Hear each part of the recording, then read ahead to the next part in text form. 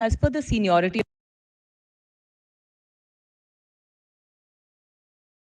Mr. Sibbal. My lord, But just I've wanted to just make prepared one. this. No, I'm just 1 minute.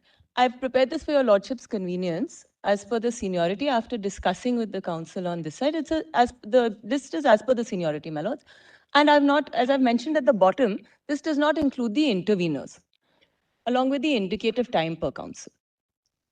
My lords, just wanted to make one mention, my lord. Today, 1 second.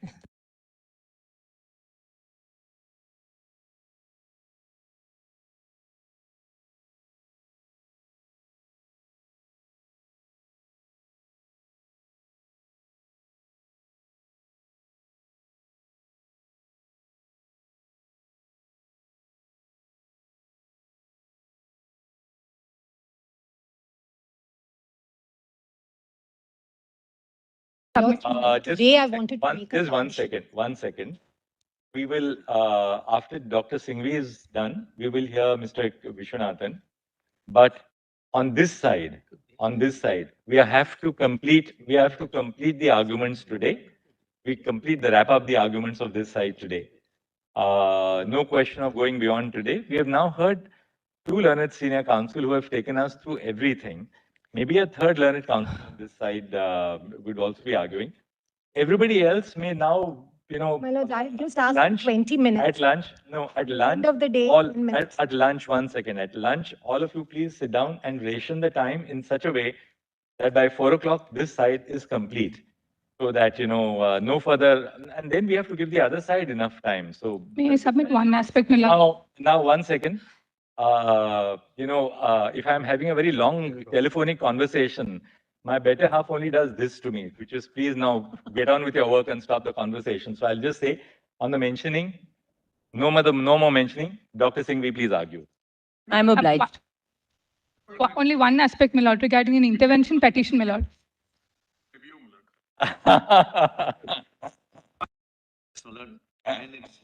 May I submit, my lord, with your lordship's indulgence, one aspect regarding the intervention application, my lord. I've moved an intervention application. I'm only seeking, my lord, less than... Ma'am, there'll be 150 interveners. Please don't mention because we have to hear everyone else on the intervention now. Because, my lord, certain theoretical aspects, my lord, of... anomalies if we are not on other acts heard in just a little bit of fullness.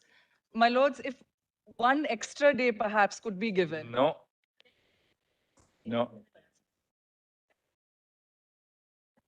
Therefore, The absolutely. heterogeneity, my lords, There are Supreme Courts where the entire argument would have been over in 30 minutes. We have given now 3 days in this court. I think that's good enough. Yeah.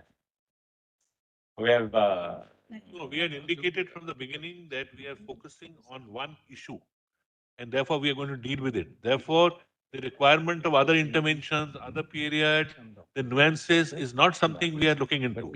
So, just expanding the field again is contrary to what we had constricted to. One of the issues which are not dealt by my learned students, one of the issues are not dealt. 1 second. If there are 9 people and 9 people want to argue for 2 hours, what's the point of taking up a matter? No, it is on. We are only seeking, my lord, a short time of... See, from 2 o'clock to 4 o'clock, you lordship may indicate the time. And everybody follows the time. Yeah. We don't mind. Please don't be like. Just 1 second. Just 1 second. Just let's switch off.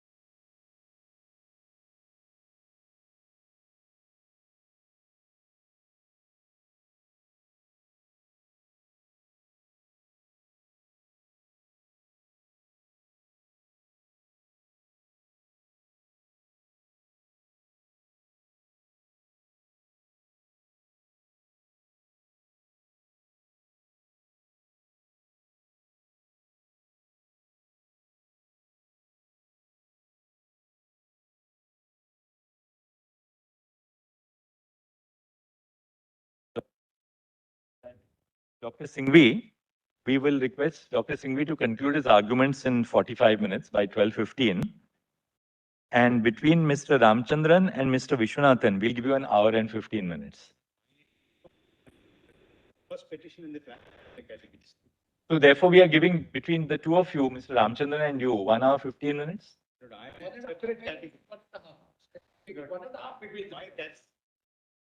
But why should one person get more time than the other? Because there's a diversity of views. That's why Lordship remembers. You know, Mr. Grover, at the end of it, you have to otherwise. No, I appreciate. What we were thinking was next week, Yes, my lords. we will sit on Monday, Tuesday, Wednesday, and Thursday. Yes. Right? Next week we will sit on Monday, Tuesday, Wednesday, and Thursday. So we'll take it as we did in the case of Ayodhya. We had no miscellaneous. We were working through the week. But we are prepared to. So we must give them also time. We appreciate it.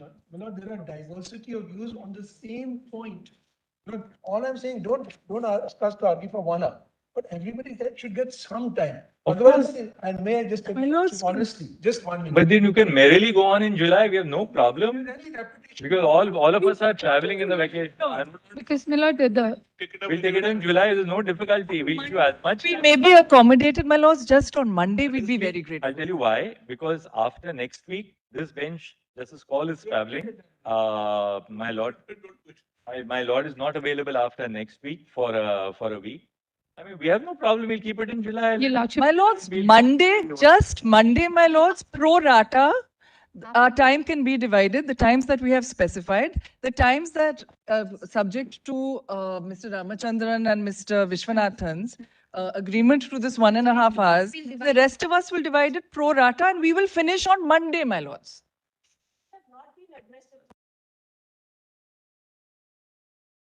Absolutely, no problem, ma'am. Because Go on till so August. they- No problem. We'll go on till August. yes, my lord, because the No problem. Lordships Just will, part is retiring in October. We'll take up new bench after October. no, your Lordships will No problem. appreciate, my lord, Go on, that merrily. the councils who have started the arguments, my lord, of course, have an advantage because they've. Problem. We have no problem. Let everybody go on merrily. There's no problem. We'll hear this. We'll also hear this. You may not be saying this. No, my lord, we are only seeking. Either very clear, and I'm putting it very clearly. Chief has put it very politely. I'm putting it to you. People have to be bound by time. Yes, my lords.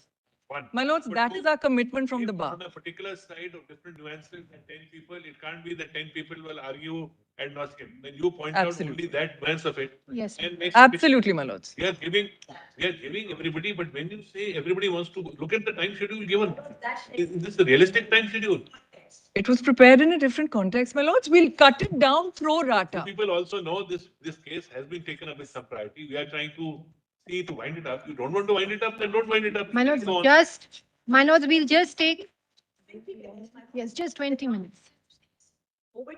Nobody is averse to, giving 20 minutes. But when you say somebody needs 1 hour 45 minutes, somebody needs 1 hour 30 minutes.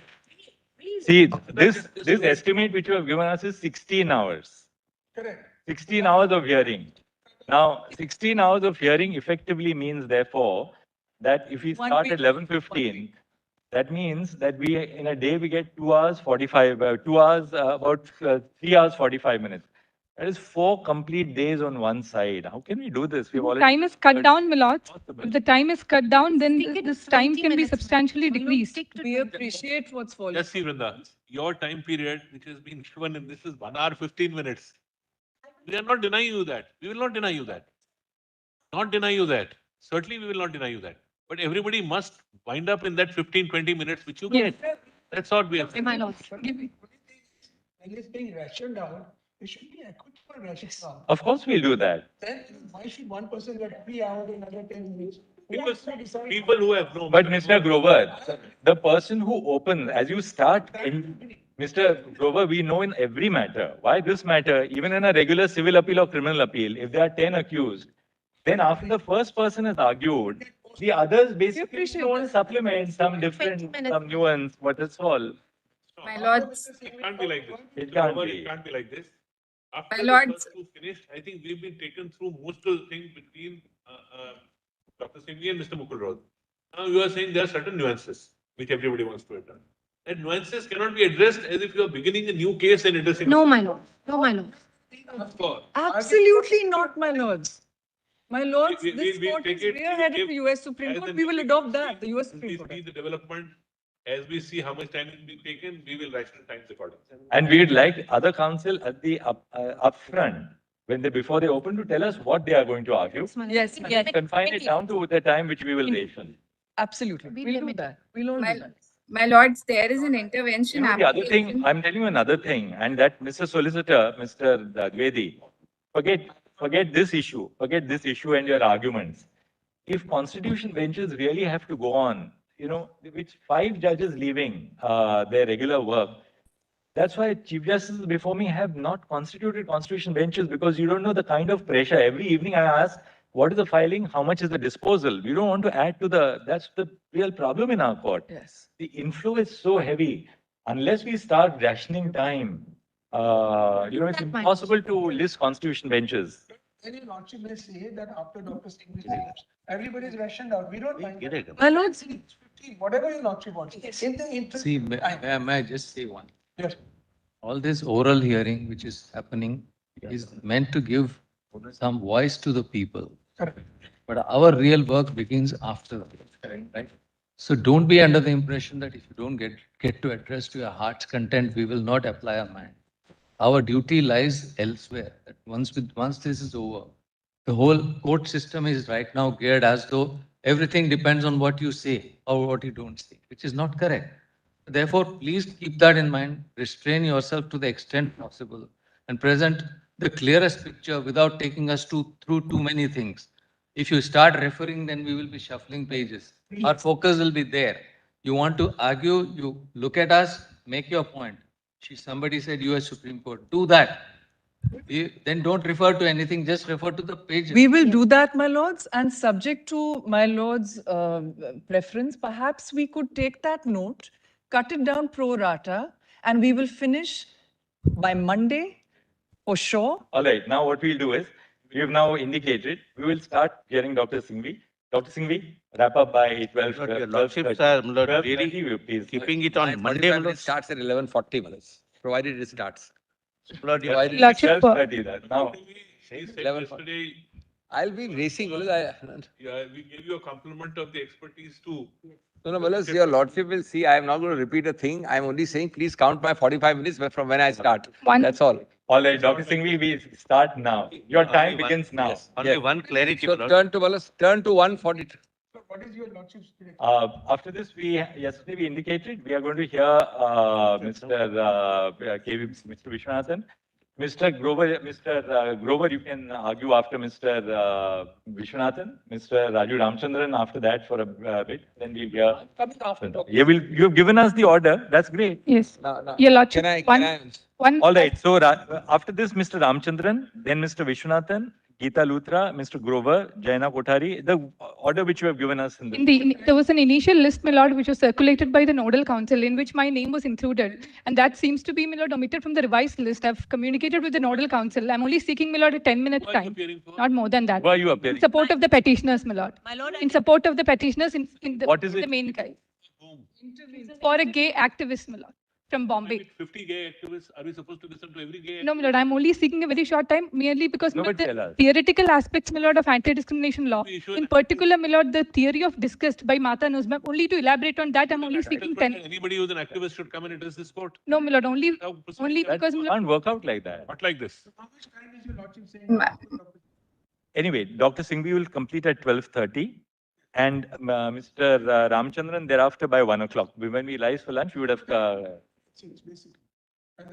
Can we Mr. start now? Grover, 1 second. You will take it and. Let's start now. By 1 o'clock, Okay. we would have completed with Dr. Singhvi and Mr. Ramchandran's argument. Now, your lordship's I would PDF. request, my lord, only 10 minutes of time, my lord, because this court, my lord, is not tell us usually it does not I'll respect tell you one arguments thing. of councils. Look, That we are is why. also not ignorant. I've read Mata Nazbom extensively, and I still continue to read Mata. That's why after my day's deed is done in the court, this is what we sit down and read to get some sanity in our mind also at the end of the day. I'm For only, Mata Nazbom, do you have to keep on interrupting by the minute over here? I'm appearing for a gay activist. I want to show you Mata Nazbom. Of course, just give us a note. We'll read it. My lords, That's a matter of joy for us to read. It's a matter of joy PDF for us. 1180. Justice Bhatt said, PDF you know, 1180, Malas. I mean, My it's lords- difficult to tell you. I was factoring that, okay, now summer vacation is going to be on this judgment. We'll have enough time. There's not, you know, the pressure of SLPs is not there. We'll sit down. So give us a note on Martha now. The written submissions are already there. Only to indicate, only to Point take it your out, lordship just through point it that. out. Only I'm seeking some time. That is after My the lords- petitioners conclude, my lord. There won't be any repetition on from my side. Somebody will My then say, I lords- want to now point out Rosalind Dixon. Why just My Martha? lords, I Somebody will say, seek I want to indulgence of point my out lords Bruce only for 2 Ackerman. minutes, my lords. All right, PDF we'll love to 11. hear it. I mean, I have this all of it threatening to fall on my head in the night. You know, I've got such a pile of unread books. PDF page 1180.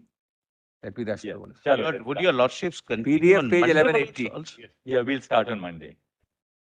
My lord's prerogative, my lord, Monday is a working day, my lord. My lord, There's also working. no, my lord, it's admission day, my lord. There are several matters, my lord, which are already. All right, we'll see it, solicitor.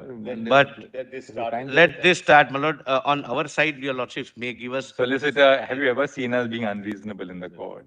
Then, just we have to put a little pressure on everybody so that yeah. Your lordship would not curtail us, but I'm confident about it. Your lordship has binary request. One request. Otherwise, we are answerable to our own conscience, solicitor. We are Your lordships never will. would Until be we guided. feel that we have heard a matter fully. Now, Malas, 1180 PDF. I'll just raise through, Malas. Just 1 second. What do you want us to open, Doctor? 1180, Malas, PDF, that compilation of last evening. 143 that we will. I'm grateful. 142 is over, 143 and 144 gets Malas, Volume. Baroness Hale over. Volume 2. Not precedent. Volume 4 foreign. Where are the volume 4 here? Yesterday evening, Baroness Hale, PDF 1180, para 143. Volume 1. Volume compilation 4. Volume 4 foreign judgments. Yes, it's actually open. It follows. Just a moment, please. 143 you were reading. huh? Correct. That's where we stopped yesterday. Correct, please. May I read? Yes, please. Yes. It follows that a homosexual couple whose relationship is marriage-like in the same way that an unmarried heterosexual couple is marriage-like are indeed an analogous situation. Any difference in treatment is based upon their sexual orientation. It requires an objective justification if it is to comply with Article 14. Whatever the scope for a discretionary area of judgment in these cases may be. This is very beautiful, but it can be transplanted subject to my Lord discretion to the Indian Supreme Court, to our Article 14. Whatever the scope for a discretionary area of judgment in these cases may be, there has to be a legitimate aim before a difference in treatment can be justified. But what could be the legitimate aim of singling out heterosexual couples for more favorable treatment than homosexual couples? It cannot be the protection of the traditional family.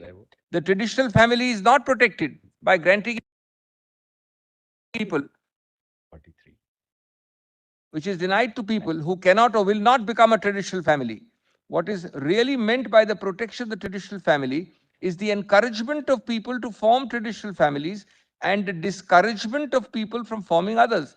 There are many reasons why it might be legitimate to encourage people to marry and to discourage them from living together without marrying. These reasons might have justified the act in stopping short at marriage.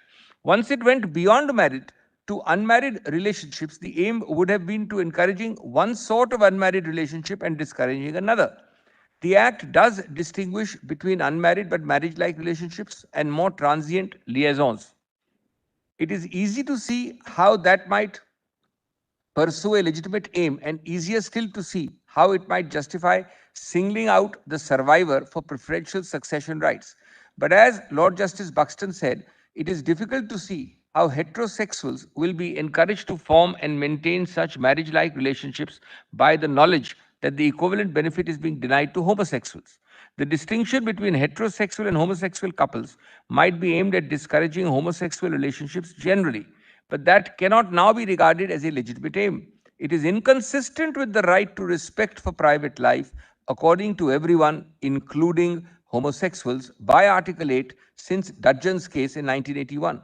If it is not legitimate to discourage homosexual relationships, it cannot be legitimate to discourage stable, committed, marriage-like homosexual relationships of the sort which qualify the survivor to succeed to the home. Society wants its intimate relationships, particularly but not only if there are children involved, to be stable, responsible, and secure.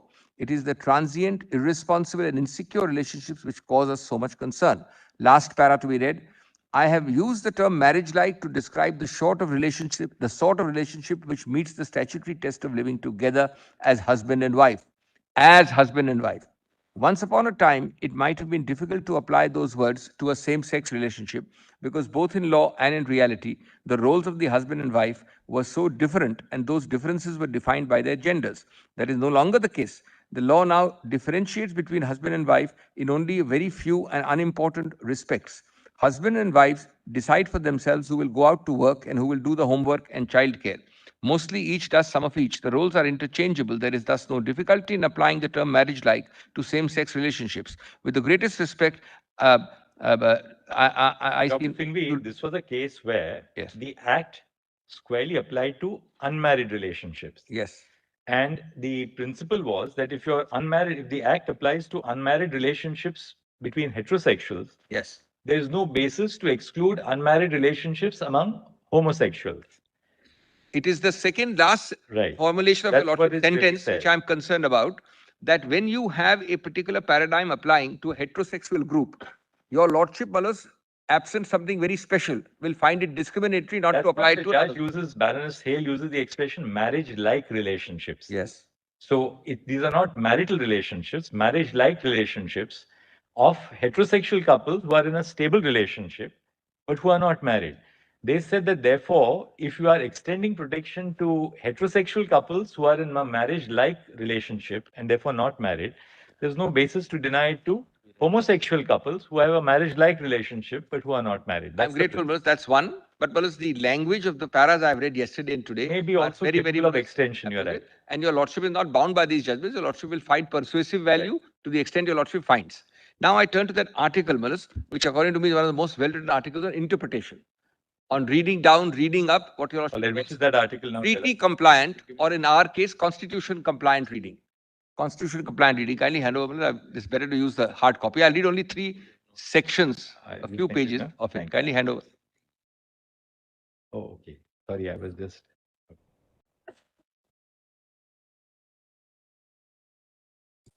Thanks. We also emailed you, but this is better and quicker, Malas. The lordship may mark this.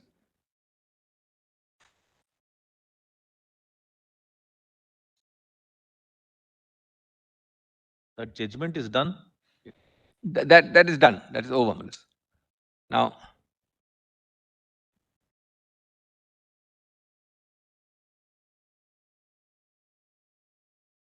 kindly come to the first page. What is the year of this? What is the year of this publication? Don't do multiple things. Focus. Year. Just come to Malas, the first para. Your lordship will ignore. I mean, it's about UK and New Zealand. Second para on the first page. On the first, I'll be Malas, making your lordship mark only some portions. It's rather well put, Malas, and it is triggered by. That's the reason I'm citing it. The key question for the courts in applying such directions is how to determine when it is or it is not possible to ascribe a rights-consistent meaning to the legislation. Although a definitive answer to that question has proved unsurprisingly elusive, a shared assumption to date has been that the line that is being drawn, this is the point for us, line that is being drawn between interpretation on the one hand and legislation on the other. The task assumed by the courts is to search for an interpretation of the relevant statutory provision that would bring it into conformity with human rights standards. Now come to page 2, Malas. Beyond the margins of interpretation, however, lies the constitutionally impermissible territory of judicial legislation. And that's your lordship's Malas, equation. The next para, Malas, given this characterization as essentially interpretive, it is perhaps unsurprising that in, well, I'll skip the New Zealand specific para, come to the third para. In the United Kingdom, however, and this is important, Malas, a new model now seems to be emerging. In a series of cases, culminating in the decision of the House of Lords in Ghedan, I just read it, the United Kingdom courts have cast doubt over the centrality of statutory language to the determination of whether a rights-compatible reading of legislation is possible in the right of the Human Rights Treaty. The text is not the law lords have said determinative. The text is not determinative. Rather, the courts will be constrained only, mark the word only by the underlying thrust of the legislation A and the limits of their institutional capacity. Now, Malas, the counter question, the devil's question, is posed in the next paragraph. This paper discusses Ghedan and its implication. It suggests that the remarkable aspect of Ghedan is that it simultaneously divorces the process of statutory interpretation under HRA from the twin anchors of parliamentary intention and statutory text. This I'm relying upon heavily, Manas, this first sentence. The second part, in that light, it is suggested that the dichotomy between interpretation and judicial legislation is at the very least under pressure, and the courts are in fact appropriating to themselves a significant, if nevertheless a subsidiary slice of legislative power. Now come to Malas, page 8. Is it page 8? No? Where did you write it down? Page 8.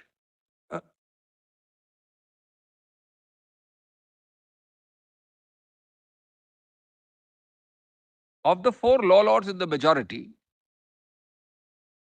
Yes. of the four, page 8, Wallace, 8. Roman, big Roman 2.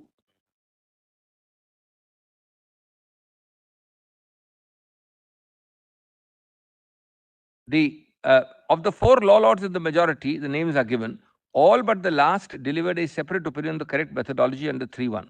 There was, however, substantial agreement on these essential principles. Then the key issue, separating the sheep from the goats. Their lordships identified the key issue under 3.1 as being how to determine the limits of what is possible.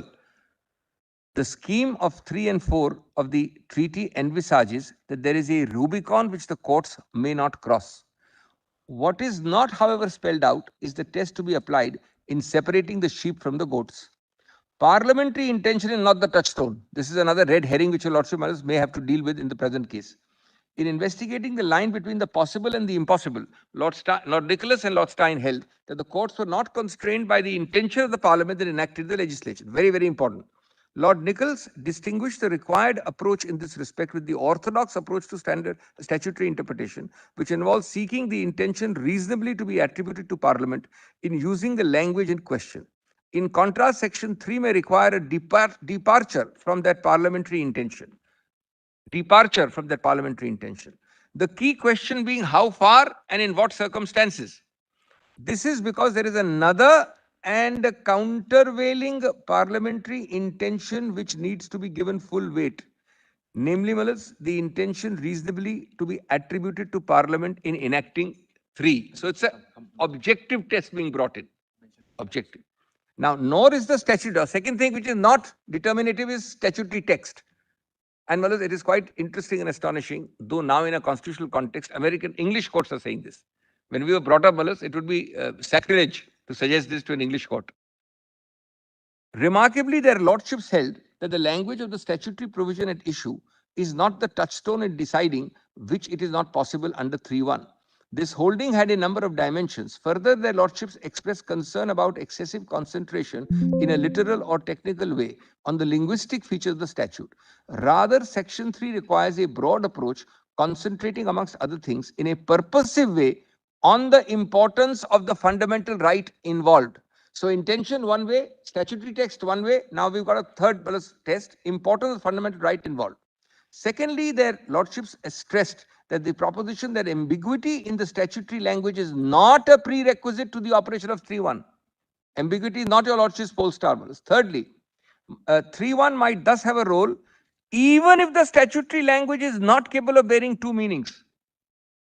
Lord Nichols says, once it is accepted that 3 may require legislation to bear a meaning which departs from the unambiguous meaning the legislation would otherwise bear, it becomes impossible to suppose that Parliament intended that the operation of 3 should depend critically upon the particular form of words adopted by the parliamentary draftsman in the statutory provision under consideration. That would make the application of 3 something of a semantic lottery. From this, the conclusion which seems inescapable is that the mere fact that the language under consideration is inconsistent with a convention-compliant meaning does not of itself make a convention-compliant interpretation under 3 possible. So this is impossible, I'm sorry, impossible. So your lordship's ultimate guide star is intention, no. Text, no. Parliamentary, well, is overall purposive theological, no. But the ability to achieve a convention compliant result. A convention compliant result. Next page, Willis, at page 10, I'll just read the quotation. Fourthly, their lordships considered that 3.1 empowers the court, if necessary, to change the meaning of the legislation.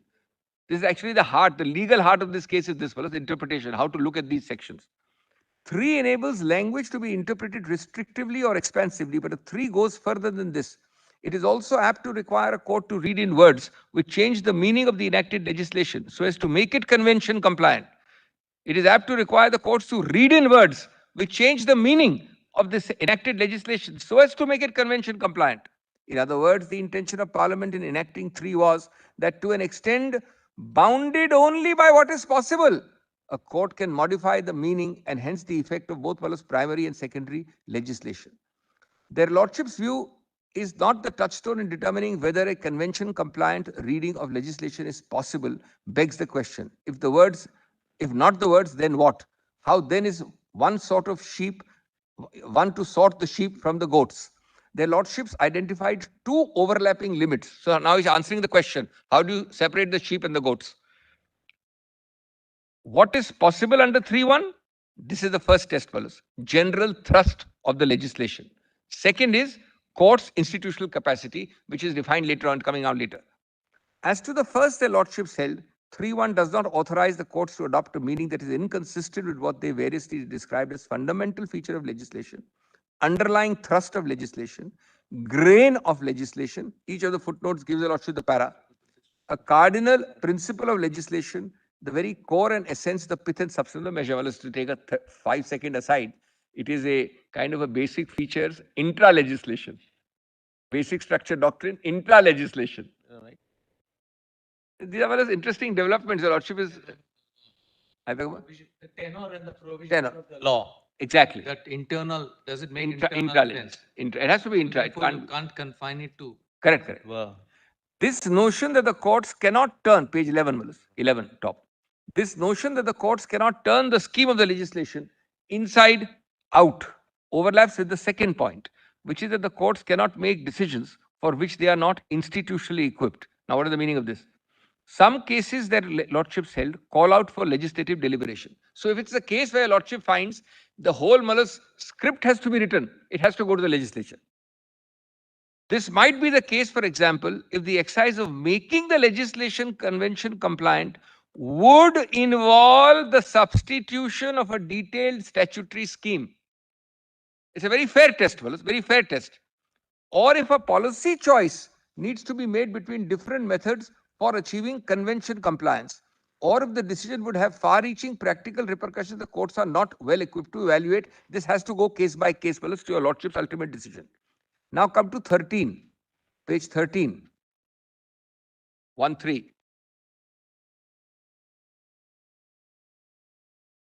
In Ghaidan, however, lower part, second half of the page. In Ghaidan, however, the House of Lords rejects both a focus on text and a focus on purpose. I'm sorry, Justice Kohli doesn't have Willis. Page 13, lower part. I'm just doing a little bit of speed reading, Your Lordship's permission, Willis. Now, Willis, Your Lordship, teleological purpose, Bennion. So even that is out. Both a focus on text and a focus on purpose. This creates something of a puzzle as to what their lordships might mean when they say that the interpretive possibilities created by 3 are limited by the underlying thrust, 1, of the legislation. Considered in isolation, that proposition might sound a restatement of the modern purposive approach to statutory interpretation. The purposive approach has, however, been explicitly rejected by their lordships. The intention of Parliament in enacting the relevant legislation must, they said, give way to the intention of Parliament in enacting. That the underlying thrust approach is not consonant with the purposive approach is manifestly evident from their lordships' analysis of the statutory scheme, page 14, top, at issue in Ghaidan itself. Lord Nichols postulated that the social policy underlying the extension of security of tenure in 1988 to survivors of de facto opposite sex relationships was equally applicable to survivors of de facto same sex relationships. On the basis of that essentially normative conclusion, he held that the underlying thrust, this is the test for us, the underlying thrust of the Rent Act of 77 did not preclude a convention compliant interpretation. So then The there underlying two parts. One is yes, this is how you make it consistent with the convention. The second is they abandon the purposive construction method. and the textual and the intention based. Now, if your lordships were to find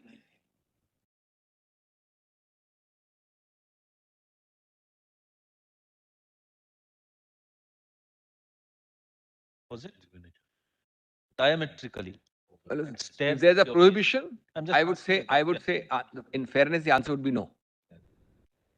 Then If the language is diametrically opposite. interpret it to No, choices the of the lordship court. is, when your lordship puts that question, I am answering it saying that diametrically opposite must mean prohibition. The prohibition, there could be. Prohibition. We are looking. Answer has to be no. I'm not here, Mulus, to suggest your lordship that your lordship has a prohibition and your lordship is then overriding it on the basis of interpretation. Then your lordship may be able to override it for Mulus some second argument. It's not the only answer. Second answer is your lordship as not constitutionally compliant. Mulus, there are two ways of looking at this. One is that we challenge it on the ground of unconstitutionality, as we are doing the notice and objection provision to which I have just returned. Your lordship will then apply that test. The first test my Lord Justice Narasimha is asking me is intra-legislation. To that, the answer would be there's a prohibition, and I still ask you to only interpret.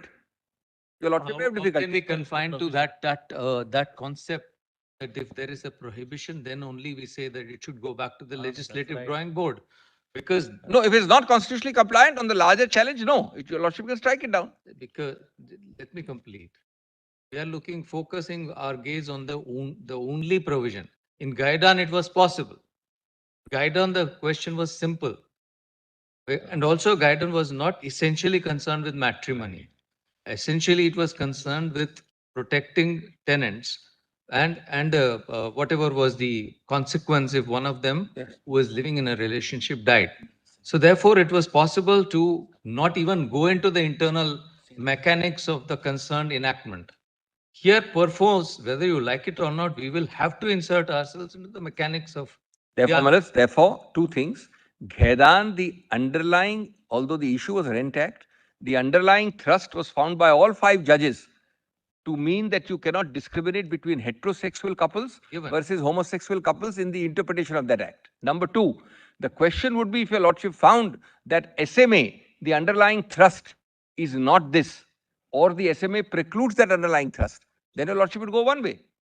If your lordship, however, to find that the underlying thrust of SMA does not exclude, and that's the heart of the answer to my lord's query, does not preclude or exclude a same-sex couple, that's follows. Therefore, that choice ultimately follows the. If presented the way Gaidan is presented, we have no difficulty. But if you take the steps in Gaidan, which is the internal sense of the enactment, then we will necessarily have to go into the two different acts. Lordship naturally, this is Gaidan is something else, this is something else. Then I'm only on the approach. The route which we may have to take is something else. Well, I'm only giving your lordships a approach to interpretation, yes, you're right. which should comment your lordship, obviously in a different context. It's a very novel approach. Novel approach and a But different having context. said that, here you're really leading us on the path of statutory interpretation.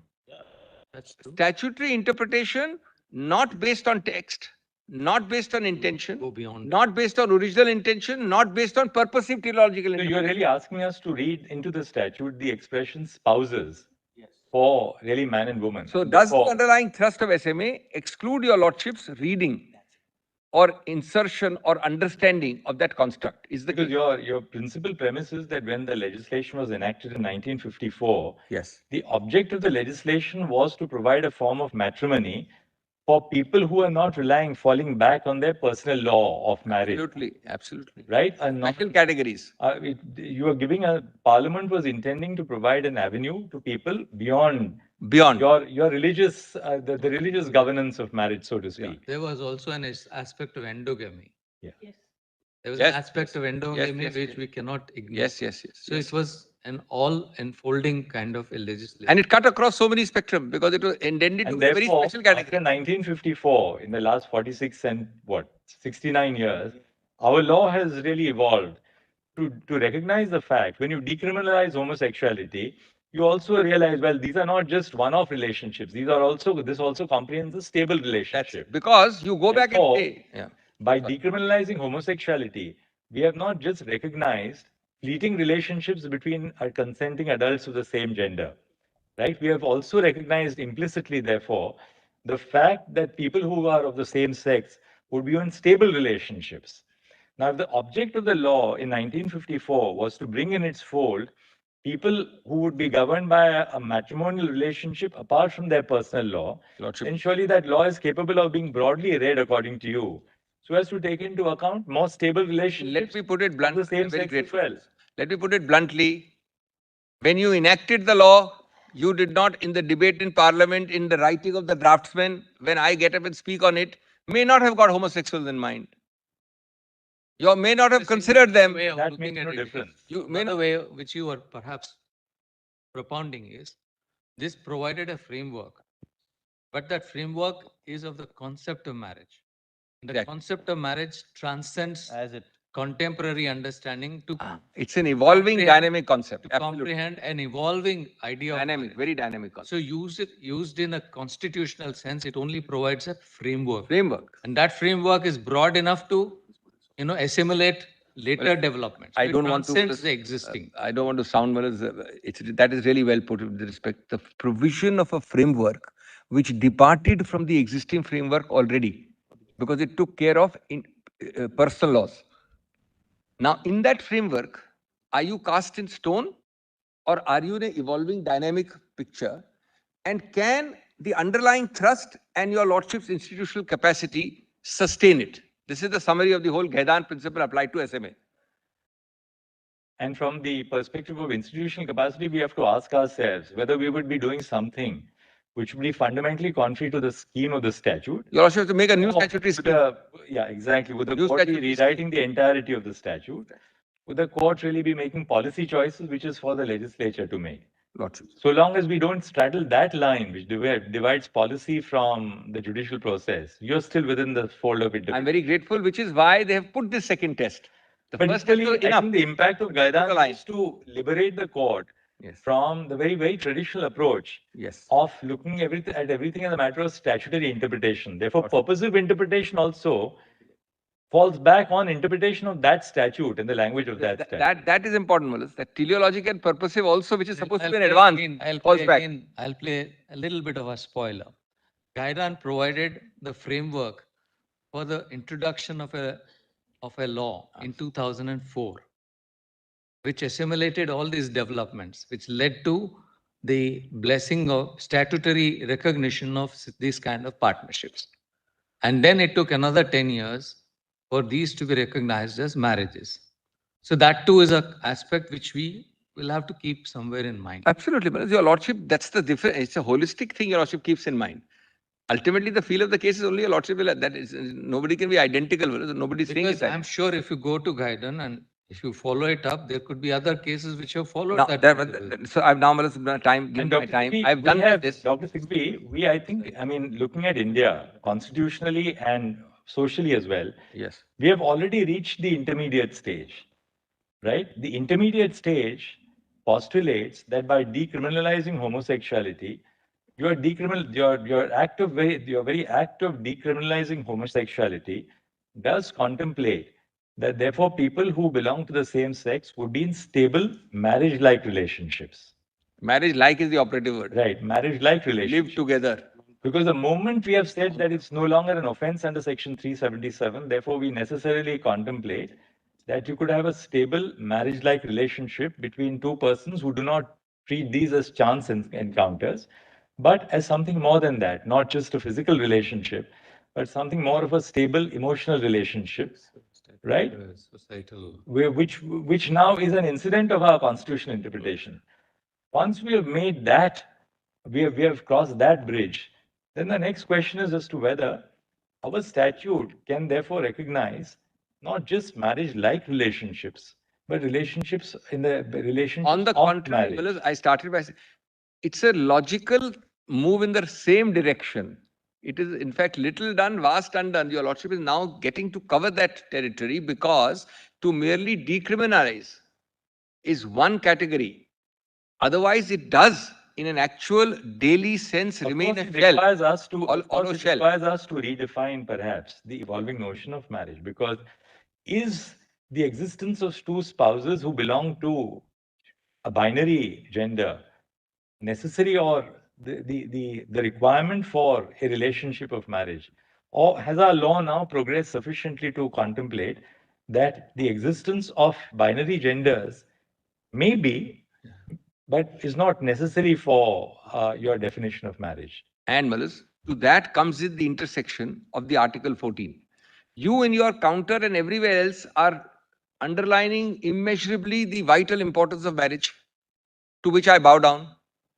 But that vital importance of marriage is restricted to one category. Expanding that definition, are we then trenching upon that area which Gaidan excludes to the judges? That is, Bilals, in case your lordship has got to stitch a whole cloth, which only a statute can do. That ultimately will be your lordship's call. I don't think at all, which now, Lordship will just note on the side, para 44 has some other cases similar to Gaidan. I'll not read them. I don't have time to read them. Para 44 of my submissions. I'll now come to that 3 or 4 queries arising under the SMA, and then come to the notice and objections regime. But in a way, Dr. Singhvi, I think what happened in the UK is really, in that sense, not in that. I was just talking to Justice Call, is not really in that sense in all fours with what happened in India. Not at all. The HRA in the UK was intended to enforce treaty obligations under the ECHR. Yes. Right? For us, we've always had the overarching principles of the Constitution, which lie above. That's the irony. We are A for sure, Malas, with respect. I am saying on interpretation. This case is cited and the article is cited only for an approach to interpretation. And, we are not here using the Constitution or utilizing the text of the Constitution to either read down a statute or to strike down a statute. That's one element of the impact of the Constitution. The other thing which we are doing now here is expanding the meaning of a statute in the context of constitutional guarantees. And in that, you are saying be liberated from the bare text of the Constitution or the notion of parliament. The first part of what I argued yesterday was dignity, non-discrimination. See, in the backdrop of constitutional interpretation, we have never used the originalist doctrine, right? India, unlike say what Justice Kalia said, we have never regarded ourselves as bound by an originalist interpretation. Kalia is an extreme example. In which case, Dr. Singhvi, if we have never been bound by an originalist interpretation of the Constitution, should we be bound by an originalist interpretation of the statute? Which is in that sense subordinate to a constitution. And he, Their Lordship knows that a court of one. He said, if I'm the only one, I'll always stick to this original intent. Court of one. So, absolutely. Your basic, so all that I'm saying is, one, because I've done the constitutional aspect, yes, unless Your Lordship anchors it in the values of 14, 15, 16, 19, 21. That's the first part. But to put it really bluntly, is the relationship between a man and a woman so fundamental to our law and therefore the Special Marriage Act that for us to comprehend that it will also include a relationship between a same-sex couple would be completely redoing the tapestry of the legislation. So this if we say yes, then obviously we cannot. The underlying agnostic thrust is the underlying agnostic thrust of SMA, antithetical to your lordship's recognizing what Article 14 normally will always include, namely same-sex persons enjoying the same importance and benefits of marriage as different sex persons. That's the long and short of it. As an aid to interpretation, I've only cited one case which says, and only interpreted statutory out of the Constitution. Does the underlying thrust, alternatively, an interpretation of SMA, prohibit or preclude your lordship from doing so? Or is your lordship's institutional capacity so compromised by a particular case that your lordships cannot do it? That's the fourfold way, connecting yesterday and today. And really, your argument is that, the institution of marriage in itself is so very important that to deny it to same-sex couples would be really contrary to fundamental constitutional values. Sorry to interrupt, my Lord the Chief Justice, but my note yesterday, I said it, para 15 lists 7 important indicia of marriage, and the appendix lists more. Their counter says so. I rely on it heavily. The question is only exclusion. You have it for that side of the table, you don't have it decided. Para 15 of my submissions. My Lord were kind enough to note it down also by hand. Now, without that, if I was to straight away jump into an interpretation exercise of Ghedan, it would be wrong on my part. I'm completing my argument. Dr. We're just reminding you it's 12:17. No, now Ghedan is over. This article is done. We've got the trust. Now what's the next one? The next one. Now let's very quickly. One, I'll be very pointed. Justice Bhatt put a question to me about Justice Lahoti's order. That's 2005, 3 SCC 313. Don't bother, just I'm giving a copy to your lordships. Just note, it was a different case. Justice Bhatt said so yesterday. It's a different case. Context was different. It was really about, again, a tenancy law invoked by. This was in the absence of the domestic. Deserted wife to claim tenancy, etc. But leave that, Para 1, your lordship will note, the words are evocative. I'm just moving on. Just para 1 of that, Dr. Singhvi, what exactly? 2005, 3 SCC? 2005, 3 SCC, 313. Just note para 1. I'll read it fast, lordship need not open it. I'll just read it for lordship. Only para 1. The law, it connects with what I'm saying. And therefore, your lordship put this question to me yesterday. The law does not remain static. It does not operate in a vacuum. As social norms and values change, laws too have to be reinterpreted and recast. Law is really a dynamic instrument fashioned by society for the purpose of achieving harmonious adjustment, human relations by elimination of social tension and conflicts. I'll leave it at that, That's just a. The second thing, my Lord Justice Bhatt put to me. My Lord, remember that passage, so I've traced it out. That's only. Secondly, my Lords put to me.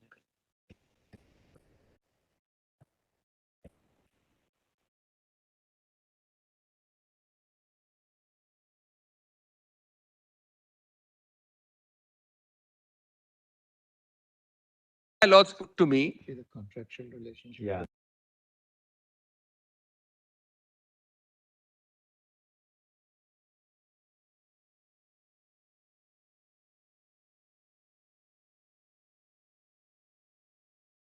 It's our Gaidan moment in a different context. Our Gaidan. This is a kind of a Gaidan. I mean, it's a little, your Lordship is right. That's a tenancy case. But you see, the interesting part is this predates the Domestic Violence in Act. Domestic. That's what your Lordship put to me. That's the point. That's the point. So they static, dynamic, moving. That's the whole point. Second, my Lord put a question which will have to await research. I can't give a Lordship a different, but was one of the examples I found.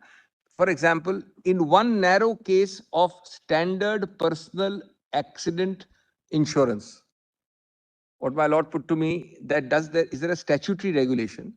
There is by IRDAI, not in the mass of others, but in that, which use the phrase legally wedded spouse. Now, I will make that chart and give it later. I'm not considering, suppose your Lordship were to hold that SMA includes this form of marriage. They would be legally wedded spouse in the sense that your Lordship, after your Lordship's date of may fall within that again.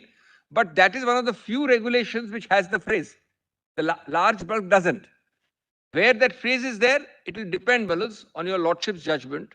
But your Lordship's judgment, according to me, even where it finds same-sex persons in marriage valid, would be covered under that. I've given you a specific quote of a particular IRDA regulation. The third thing, is how to apply this gender.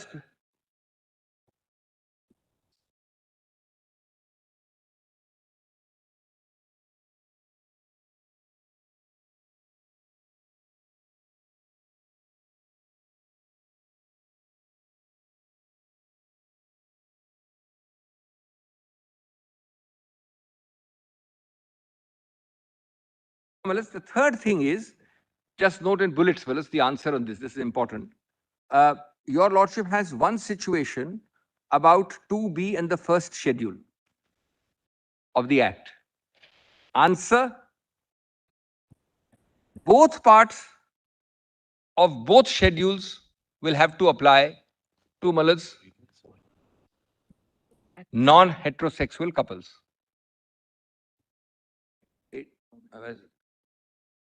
The prohibited category yesterday also discussed. Yes. Two parts, both parts of both schedules will have to apply to non-heterosexual. It does no violence to your lordship's sense of malice that your lordship is making a statutory scheme. Nothing. The statutory scheme exists. My lord is not saying whether he and I are prohibited category. Whether he and I are prohibited. Lordship is not defining. Your lordship is saying it will apply on both parts. That's answer number one. No violence to the underlying Can you trust. say that again? Can you say that? Repeat that. Yes, the two schedules in question for the issue of prohibited degrees of relationship will apply, both of them simultaneously, to all non-heterosexual couples.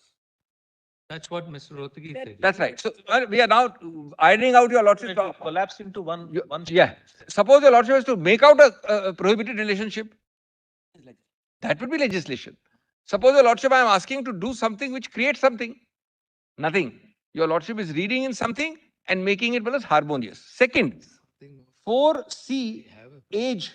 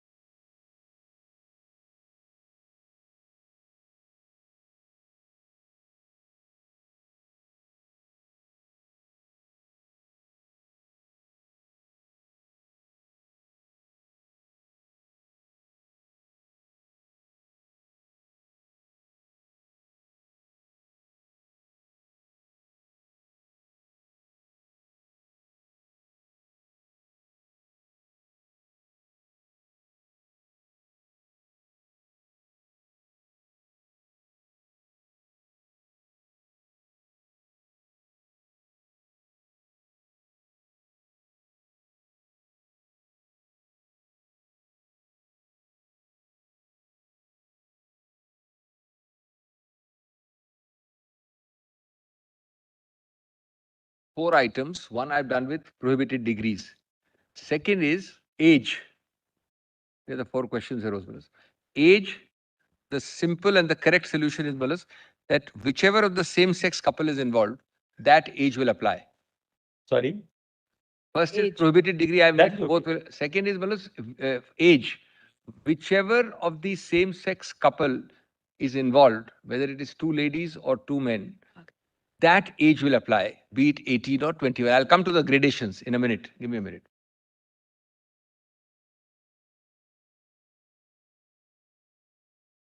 Without having any stitching to be done on a legislative cloth.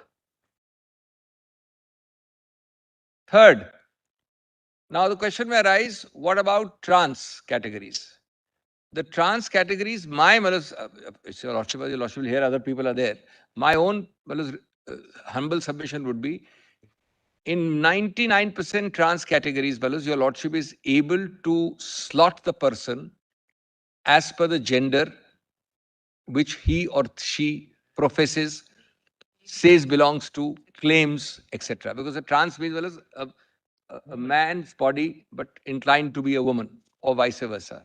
So if your lordship were to then follow that slotting, and if the person is a man, otherwise biologically in say leaning towards the feminine side, then the age of the feminine will apply, or the age of the male will apply, vice versa. The fourth point here is, the fourth point is that your lordship's will keep in mind that I am focusing on what is all these petitioners? They are focusing on the discriminatory parts of the provisions. We are not challenging every provision or interpreting every provision. We are challenging the discriminatory portions of the gendered provisions. Gender provisions which are called, so we are not concerned with every provision. And certainly the government of India is not challenging any provision. So your lordship will see only our challenges or our reconciliations where necessary. Fifthly, some provisions which may not create any confusion, like 27(1)(a) of the SMA, only an example. They are peculiarly, conceptually, designedly created and applicable only to a heterosexual relationship. Rape. I mean, you cannot have a system which applies uniformly to every category. No, why? Rape. Why can't it apply to a homosexual couple? No, with a caveat. Well, it's a criminal offense which has been defined. I will find the shortest definition is non-consensual penile vaginal penetration. It's one simple way of putting it. Now, of course, it has been expanded after the Verma committee to mean other forms of but otherwise non-consensual penile vaginal interface. Penetrative. Now, it is true that as well as rape, apparently rape is a crime even by a woman or a man in France, as far as I know. Those are special cases. Today, your lordship's issue is, can your lordship not move forward by these kind of possible obstructions? And then we admit that in this case, it will apply to one kind of one kind of same-sex partner. This marriage offense, yes, it's a marriage offense, will apply to one kind of same-sex partner. It is possible. I'm only saying it differently because it's a crime. According to me, it will be covered in a penetrative same-sex situation also. No. What? But it's a crime. A crime would have to be. We are talking of outside of the marriage relationship. When you indulge in that, that's a matrimonial offense, entitling the other spouse. No, it will be only if a lordship holds this marriage. Lordship will have to hold this category of unions to be a marriage first. That's right. Then the question will arise. Testing. Yes. We're testing that if yes, correct. Then it will apply to one class of same-sex. No, therefore, there are two ways. I mean, I can see there are two ways. One is that if your lordship holds this class to be covered, then your lordship would have 27 applying to penetrative assaults. Then we have in this. No, even for the same sex. Even with the same sex. That's the logical conclusion. Alternatively, your lordships could draw a line saying it's a criminal offense which has been defined in a heterosexual context. These are the two options. I can't say more. then we have three categories, really speaking. We accept the first option which you are offering, which is that A, it applies to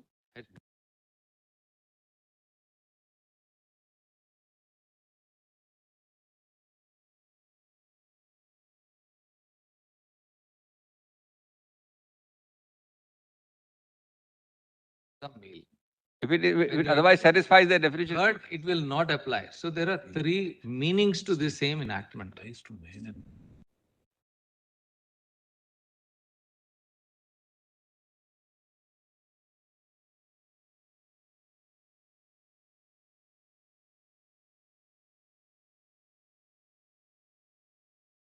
From moving ahead. No, it applies. These are to the extent it applies. There are some peculiarities. In a heterosexual relationship, Yes.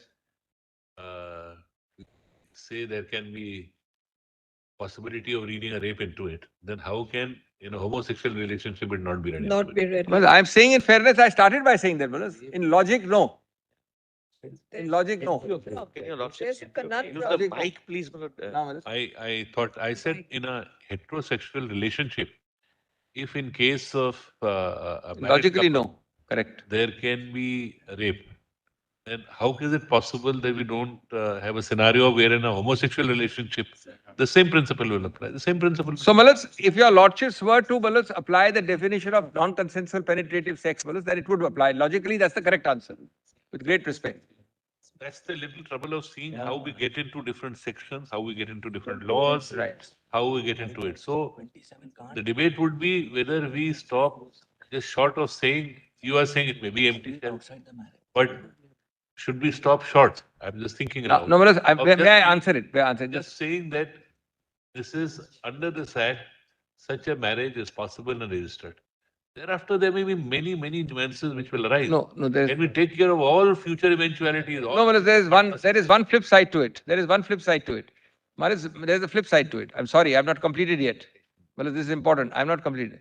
Malas, marital rape is not recognized yet in this country. That's right. Marital rape, that's the fourth one. That's an issue pending. That's the issue pending. Today, the law is not marital rape, Malas. No. Therefore, once your lordships were to read marriage, There are people who are wanting us to move in that direction also. There are Wanting matters us to move in a pending. different direction. that's a different, Malas. Not No, matters no, pending. that's a different debate. Marital rape too. Today, as of today, rape, there is, Malas, it's not a recognized crime within marriage. It's maybe a ground for divorce or some cruelty. Cruelty is a better way of putting it. But now my point is different. My point is different, Malas. The High Court judgment- Karnataka High Court judgment that comes. That's an outlier in the sense that your lordship is still debated. It's not a law of the land. This court has not taken a view on it. You view it, yes. There is But I'm on a different point. View. If your lordships, this bench were to recognize the issue we are canvassing, within the marriage which your lordship recognizes between same-sex persons under SMA, your lordship would be recognizing, Malas, marriage within this act. all I said was that whatever flows from a relationship, a law which will evolve on a heterosexual relationship would equally apply to a homosexual relationship. That's the point I was trying to make. Very well. I leave it at that. Dr. Singhvi, the other would be, and we are open to it, we are only putting a question, would we like to go that step further to go into these nitty-gritties? Because there are several shades on the palette. No, but this is important. The first four answer is yes, your lordships can easily iron out. Now, my point is, I am not raising them. These are, I am answering, put your lordship as an insuperable obstacle.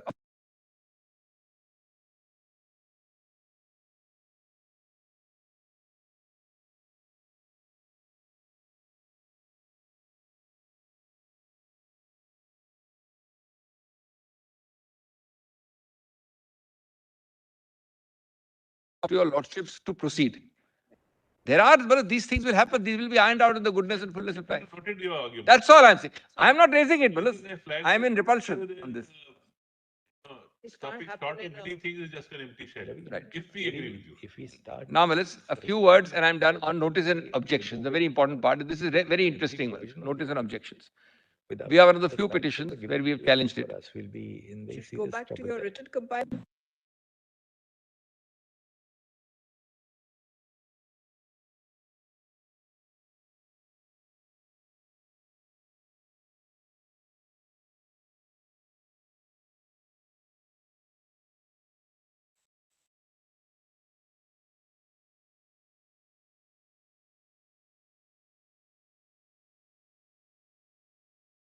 An objections regime. Very interesting, Malas, and very pointed. Malas, I will not read sections 5 to 9. And thereby save time. Your Lordship knows 5 to 9 well, Malas. Just note one thing. Which para are you reading? Malas, it is dealt with in para 47 onwards of my note, which is page 442 of your Lordship's PDF. Now, let me oralize in point formulas. First, your Lordship has got, Malas, Parsi marriages, Christian marriages, so many other different kinds of marriages. No other requires a notice of prior intent to marry. I'm saying something very different. Allow me to develop this point.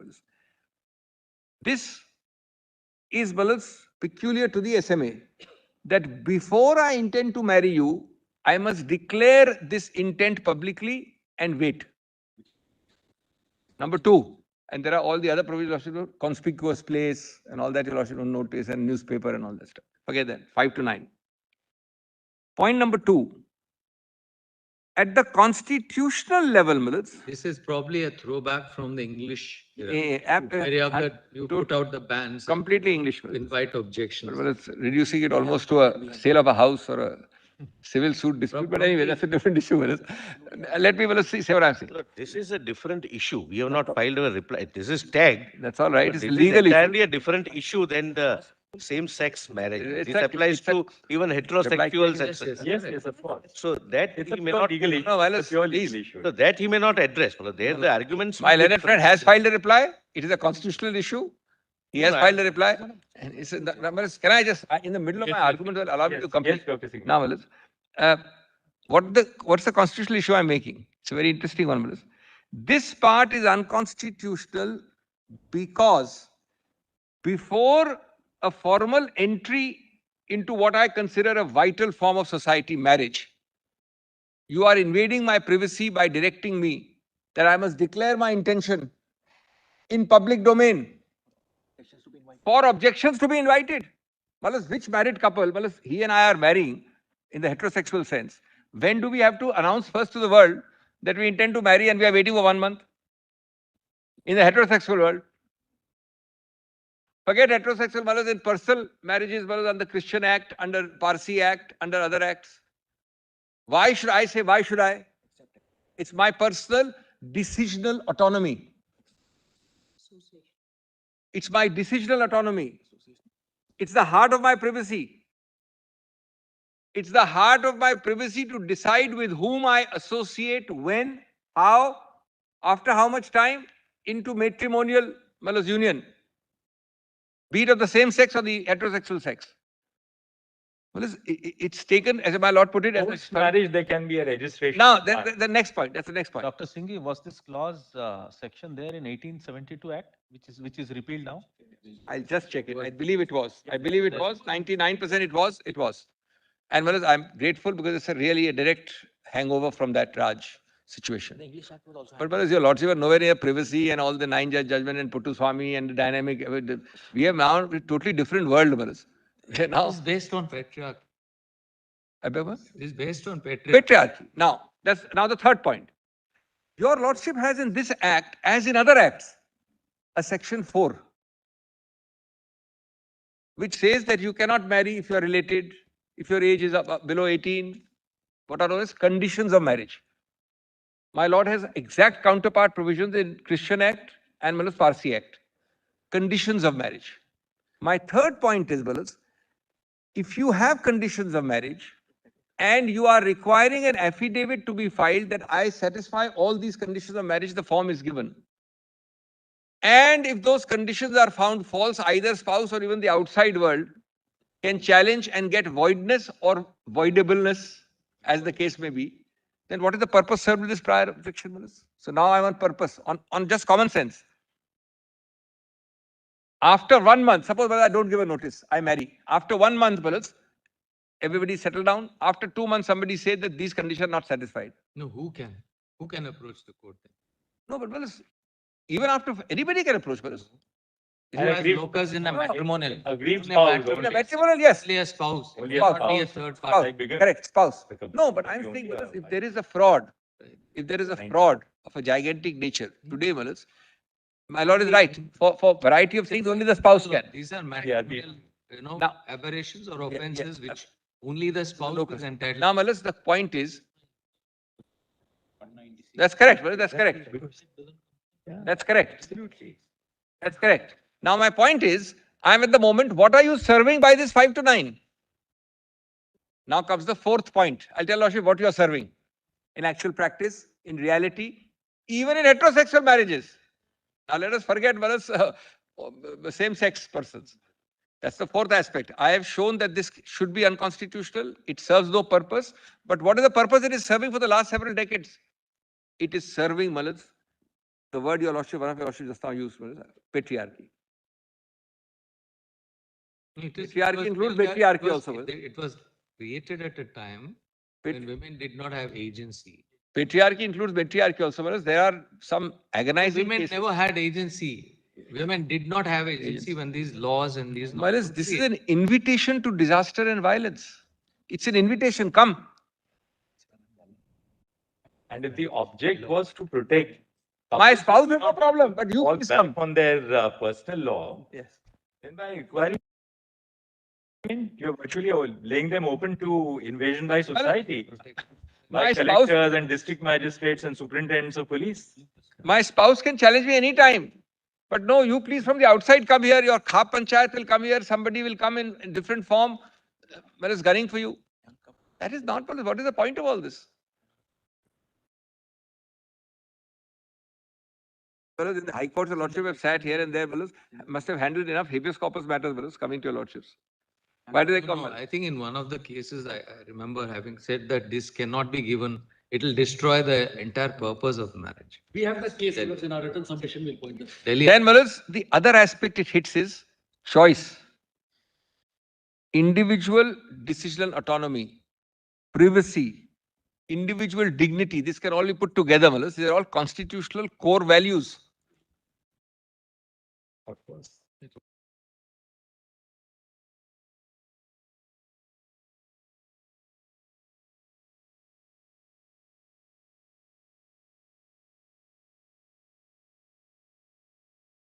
Interest. What is that supervening interest? I have not been able to find out till now. There is no supervening interest here. Some very great, unknown, mysterious interest. Now, to very quickly come.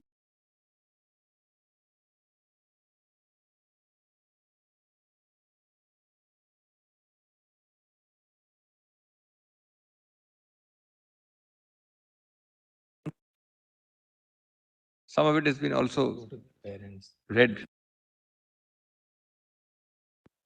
198 of the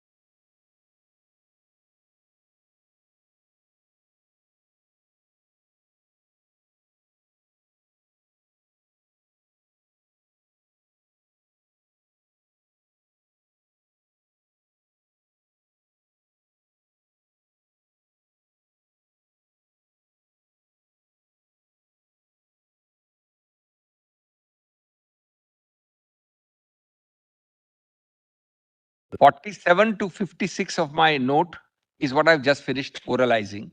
Now turn to 58. Yes. 2 minutes. At one place it is there. Yes. I'm sorry, 56. 47 to 55, I've finished just now. Come to 56. Yes. These cases, your Lordship may see at your leisure, are important. Just note the principle. Yes. Intimate decisions from non-consensual public scrutiny is para 56. I hope my lords have got it. Yes. Yes. And in particular, marriage is dealt with by Your Lordship Puttu Swami in that para given there. I've given all the paras 271, 297 specifically. Then, the right to privacy is not limited to private spaces but public spaces. It's been read, District Registrar need not be read. Navtej has been read fully, but just note the point. Then public-private divide is 58, fully covered already. That Mr. Rodgi did, leave it, leave it. There is an important phrase I've used, in 61, right to informational self-determination. That's Puttuswamy, para 248. Puttuswamy, para 248, right to informational self-determination. This notice and objection regime is directly the heart of it, And then, decisional autonomy is 65. That's the social context, including all the invitations to disaster.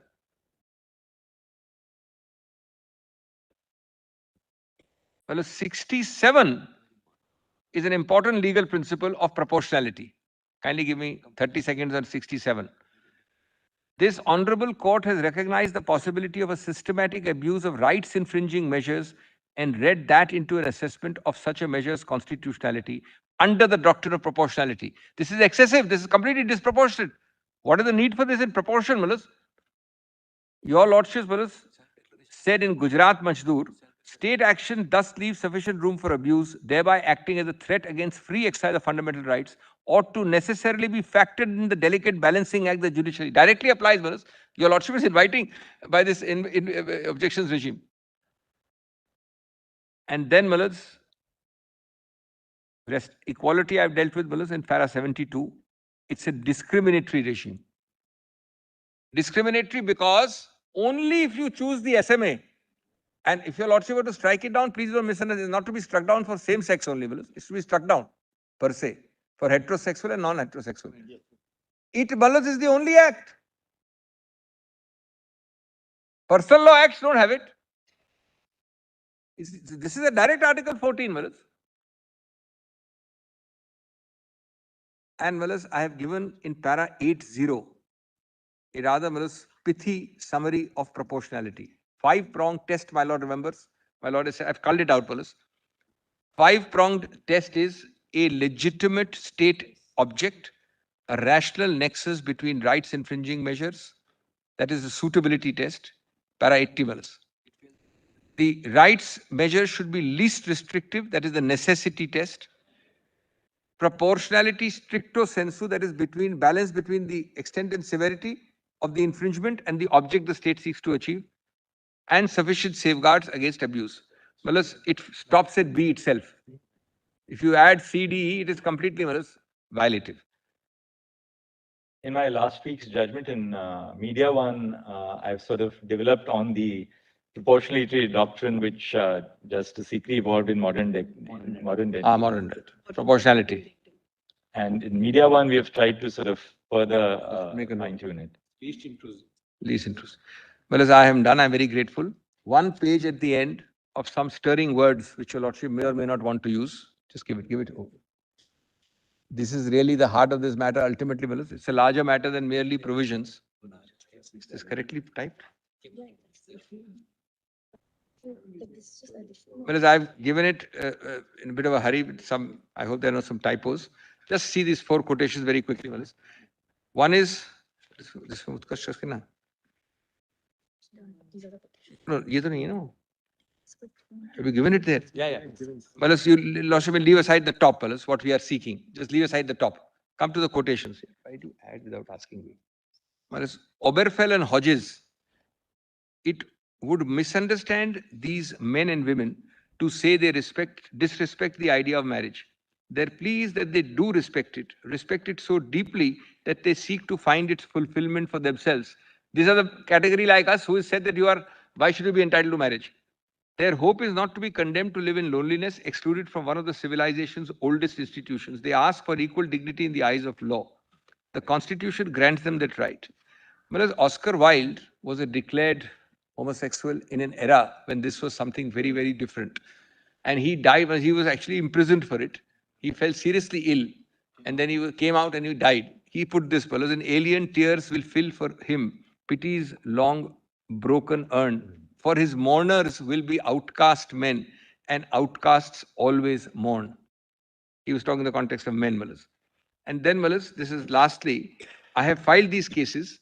There is a case called Fitzpatrick. Yes. The House of Lords is, Malas, the final order. The dissent is what I've quoted in the Court of Appeal. This dissent was approved by the House of Lords in a reverse. I have come to a clear Thank you, conclusion. Dr. Singhvi. I'm very deeply obliged. so much, Doctor. I'm very deeply, deeply obliged. In fact, filed a suit for defamation and lost on this ground. Yes. Just 1 second. Sorry, I'm very- I'm very deeply obliged.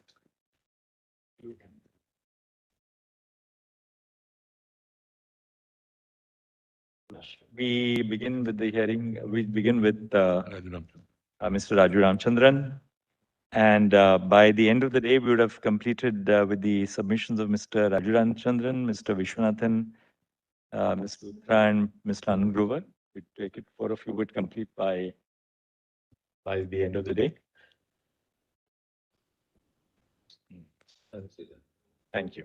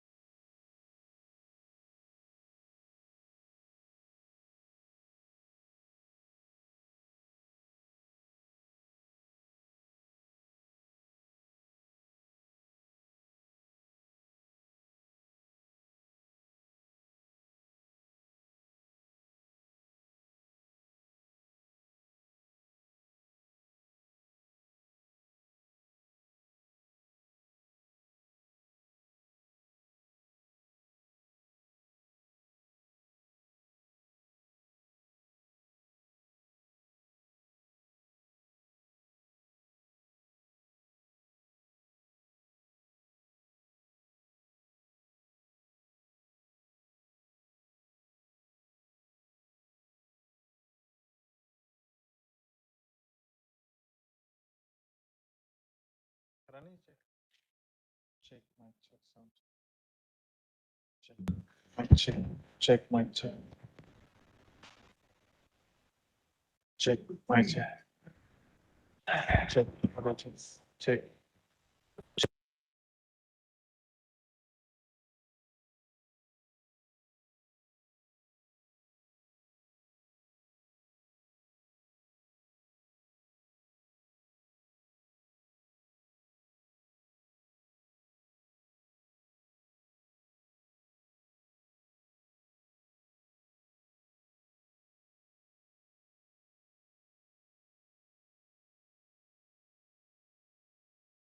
Check, sound check. Check. Check. Mic check, sound check.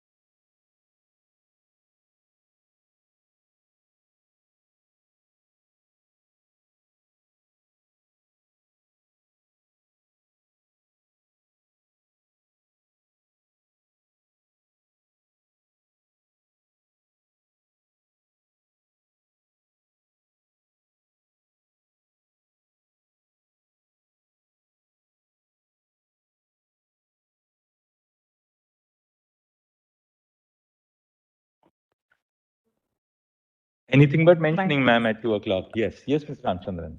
Wait, please, Your Lordships. My Lords, the last session closed with Dr. Singhvi reading out some stirring words. It is appropriate, my Lords, in the context of the slightly different perspective which I am presenting, to read out some more stirring words of this Honorable Court.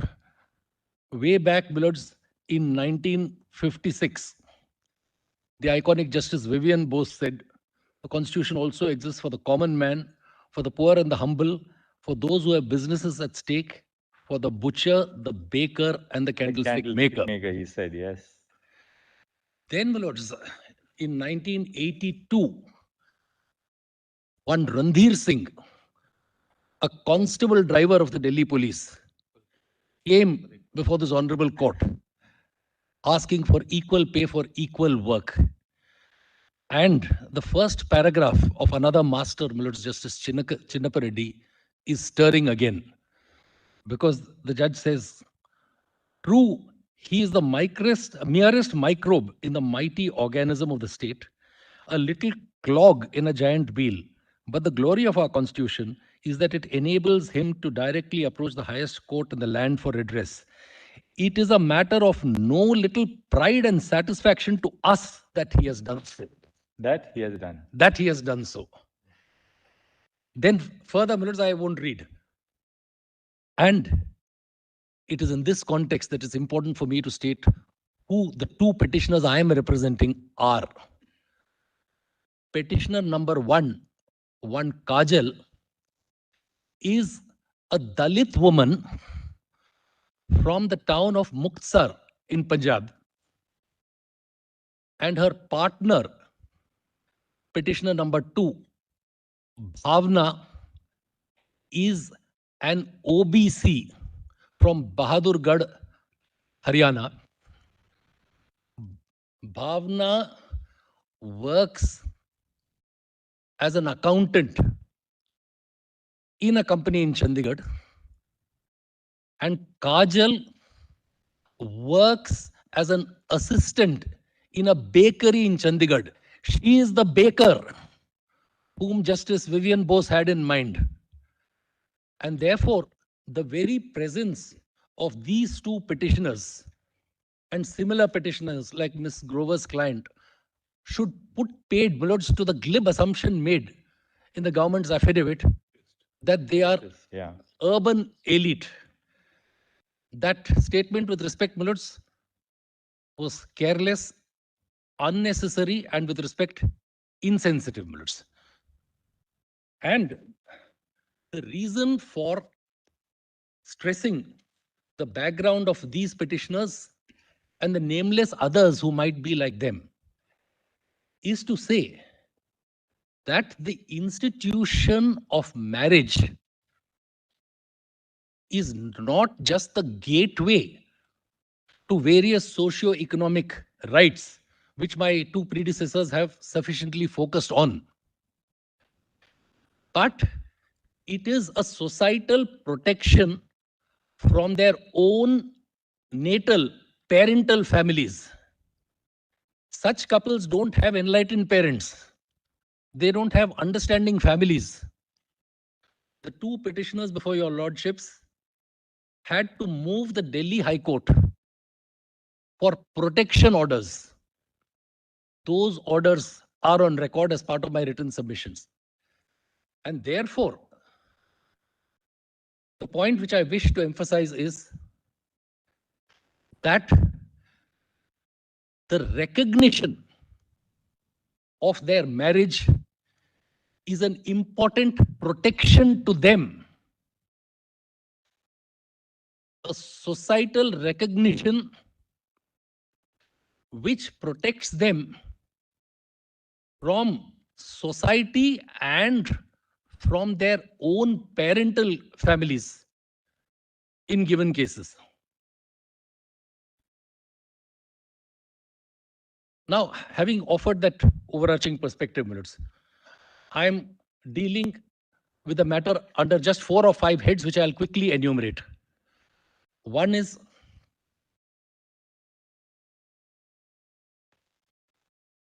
I'm offering another interpretation of section 4, which should fortify the interpretation which Dr. Singhvi gave for reasons which were not articulated in the manner in which So first is I wish to. interpretation of section 4. Lordship, please. Secondly, Milords, there is another aspect of both 1421 and also 25 freedom of conscience, which I will briefly touch upon.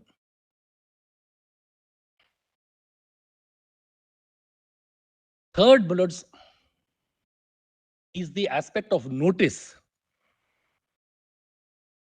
where the submissions made will be fortified with reference to the historical background.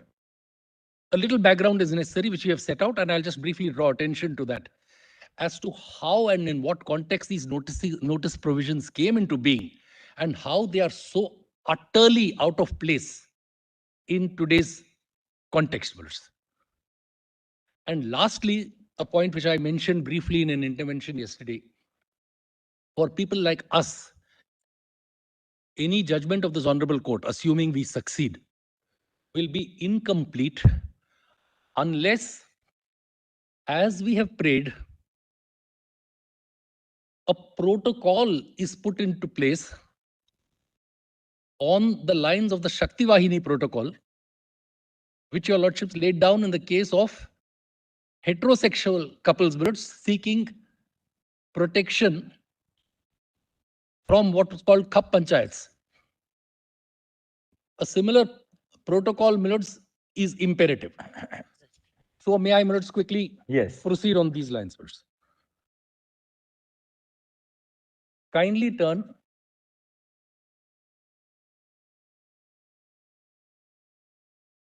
to section 4.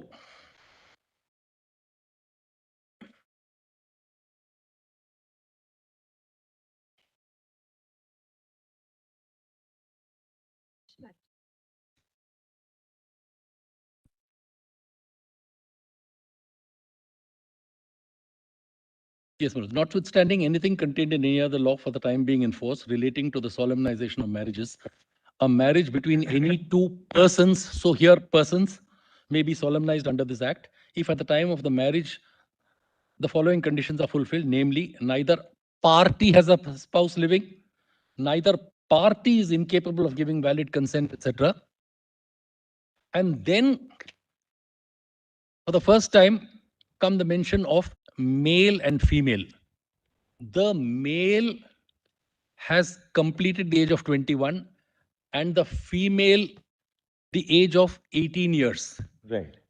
Kindly note that the words male and female are not suffixed with the word partner or with the word party.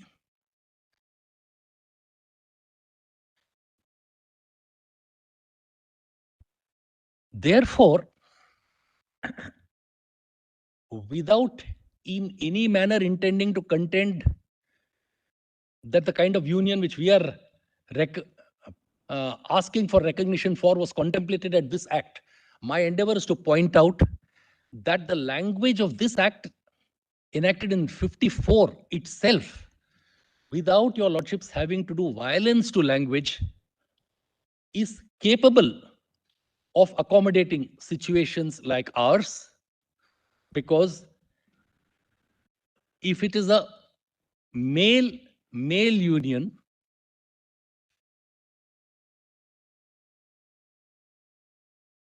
or a male transgender male union, or two transgender male unions. Come again. If it's a male union. Or a male transgender, or trans man, let's say, male trans man union, or a trans man union, then 21 will then refer to them. Correspondingly, 18 will be attracted to a female a female trans woman, a trans woman, and that can also accommodate 1/4 category, which is transgender person. That could be read into 18. Have you articulated it in your written submission? Lordship, please. You have? We have that. Can you We do have that? minutes. Page 690 onwards are our written submissions. Yes, we have it. So 18 will apply to female, female. 18 will apply to female, female. Female and female trans woman and trans woman. So we can use, according to you, one can import the Transgenders Protection Act. Lordship, please. Let's see those definitions. Lordship, please. Trans man, trans woman. Yeah. Trans man, trans woman. You are talking of two categories. Lordship. Trans man and trans woman. Lordship. This approach, if adopted by this honorable court, will not be doing any manner But then of there could be certain categories left out. Lordship, please. Lordship, please, minutes. But a trans man could still broadly identify with male. That's a sacrifice, a descriptional sacrifice which person seeking the protection of this institution would also have to make. Right. There are people who may feel they don't want to be compelled to identify by a particular gender. But if you seek the protection of this institution under this act, that's an accommodation. They will have to come those few steps forward. What the lack of logic which will still remain will be the 18 and 21, which we will just have 2 minutes with respect swallow, for the reason that the very age differential which the law prescribes is subject to a challenge. Lordship, please. It is subject to a challenge. It is rooted, milords, in the traditional perception, a patriarchal perception, where the male is the bread earner, the provider, must be old enough to earn, and the female is the child bearer, and she is fertile at 18. That is the archaic logic behind this age differential. That can't be. There's a bill which is being considered for equalizing the age. Lordship, please. Lordship, please. Lords. So for the moment, we'll learn to live with this lack of logic here, minutes, as long as it can be accommodated, minutes, within these two categories. Having made that submission, minutes, may I proceed to the next minutes? Now, when it comes to Article 14, just one additional point in the context of what Justice Kohli had put to Dr. Singhvi yesterday. Justice Kohli's question was, is it a restriction or a lack of recognition? To which the respectful answer is, it is a lack of recognition, and that lack of recognition leads to the denial of the equal protection of laws within meaning of Article 14, and NALSA para 62, which is set out in my written submission, specifically deals with that. Therefore, the lack of protection is sufficient to create a situation of unconstitutionality, which can be avoided by reading this act. An appropriate reading of this act. Then, minutes.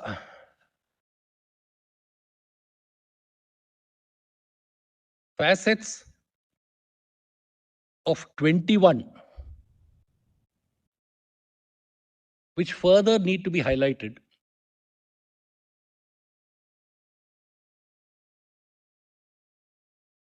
are two.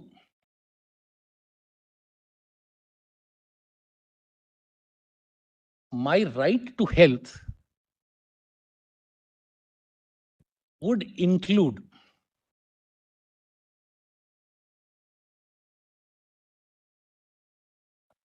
my right to have appropriate medical decisions taken for me by the person whom I love,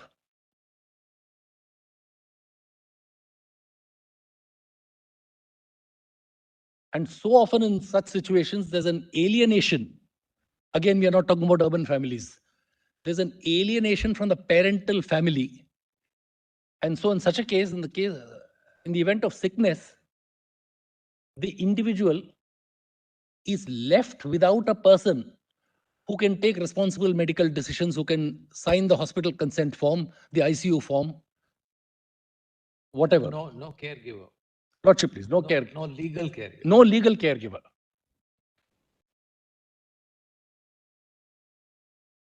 That's the 21 argument. Lordship, please. And there's one more facet of the 21 Yes. argument.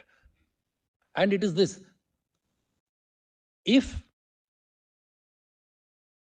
I am gay or lesbian or any of the other categories, then my health and happiness depend on a fulfilling union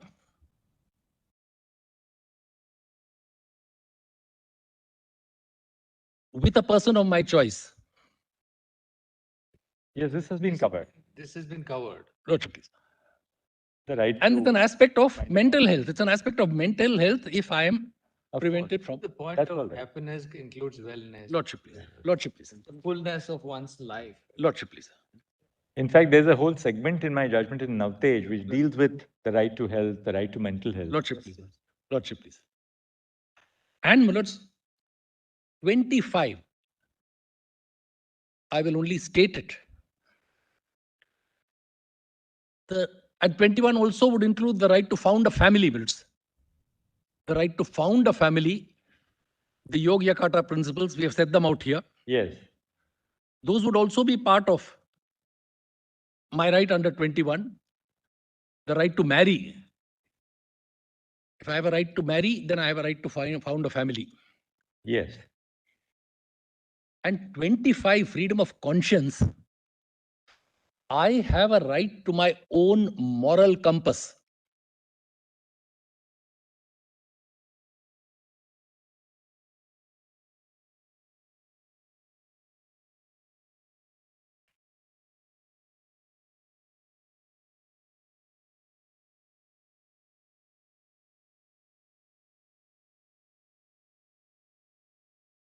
Having made these submissions, Willards, I will come to the main area where I need to take my lords in a little detail within the time allotted. Notice, aspect of notice. Aspect of notice, my lords. Absolutely. My lords. Now, my lords, the legislative history of the Special Marriage Act, my lords, is set out from page 695 onwards of my written submission, page 698 of the PDF. Page 698. Why don't you tell us orally so that we'll be going through your submission? Lordship, please, I'm not going to read. I'm not Give us a broad perspective. Yes, the broad perspective is, originally, there was no codified law of marriage in India. It was all customary and religious. Then, during the time of the British, a need was felt for a law of marriage for the British in India. And so that's how legislation came. So that those provisions contemplated marriage only among Christians.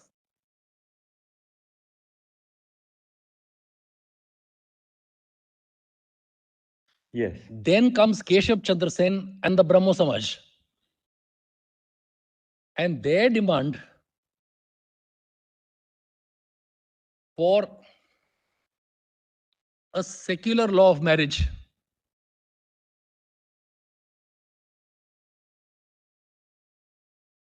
for the Brahmos to be able to marry in, though they did not mind calling themselves Hindus. But the law at that stage, and the chronology is there, required parties to renounce their respective religions. Not being a Hindu, that was a prerequisite. Only to save time that I'm not taking my lords through the language, it's all there, words. That changes in 1923.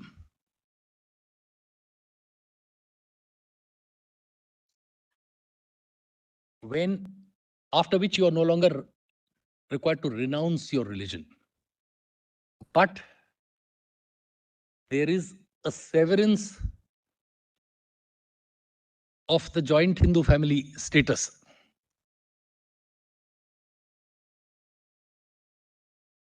Which continues, that severance. The Special Marriage Act. In the Special Marriage Act in 54. And is ultimately undone. In 1976. In 1976.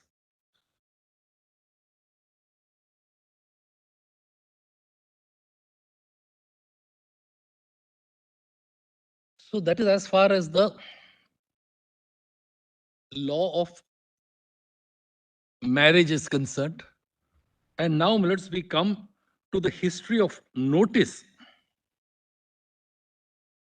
in the context of these very laws. And what your lordships would find surprising is that they originate in a 1753 Act of the British Parliament,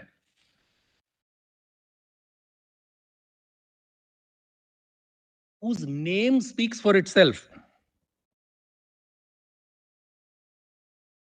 It is an act for the better preventing of clandestine marriages. 1753. So then,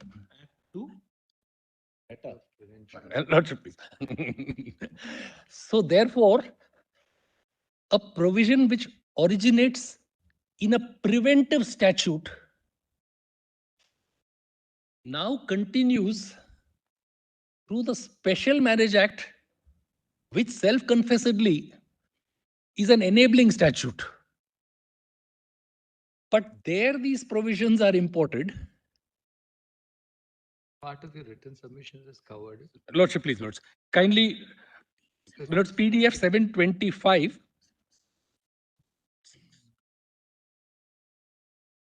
Then please come to. And Lords, at same page 726, Lords, para 98, there is a table which has been set out giving the history of the notice provisions. And this 30 days notice is the longest ever. If you go to 1753 Act, it was 3 Sundays. 3 Sundays. 3 Sundays.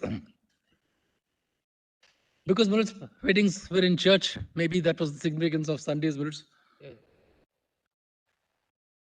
Now, so the effect is to defer your right to get married at the time when you desire to. I'm grateful, Mulot. And it can't be regarded as procedural because the impact is on your substantive right to get married at the time that you choose. I'm obliged, my Lord the Chief Justice has summed up my argument on this. My submission is that this notice requirement amounts to the requirement of giving a notice for exercise of a fundamental right. If my fundamental right to marry is read into 21, then I can't be asked to give notice of the exercise of my fundamental rights at a future date in the context of a notice regime which is designed by the sheer length. As my Lord the Chief Justice pertinently observed, Millards, a procedural notice is different. If you say 2 or 3 days notice so that the registrar who's in some other town at least is performing other duties, keeps this day aside for registration of marriages. So that's a different kind of a notice from a 30-day notice which is designed to enable parental families and other busybodies to create roadblocks. And my Lord Justice Ravindra Bhatt, sitting as a single judge in the Delhi High Court,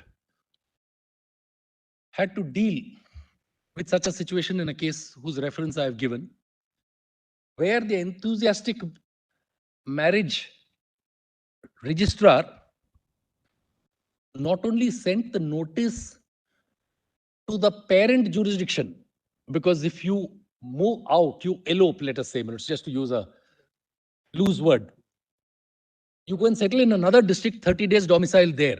If you register in the new domicile district, notice has to go to your old district, your permanent district.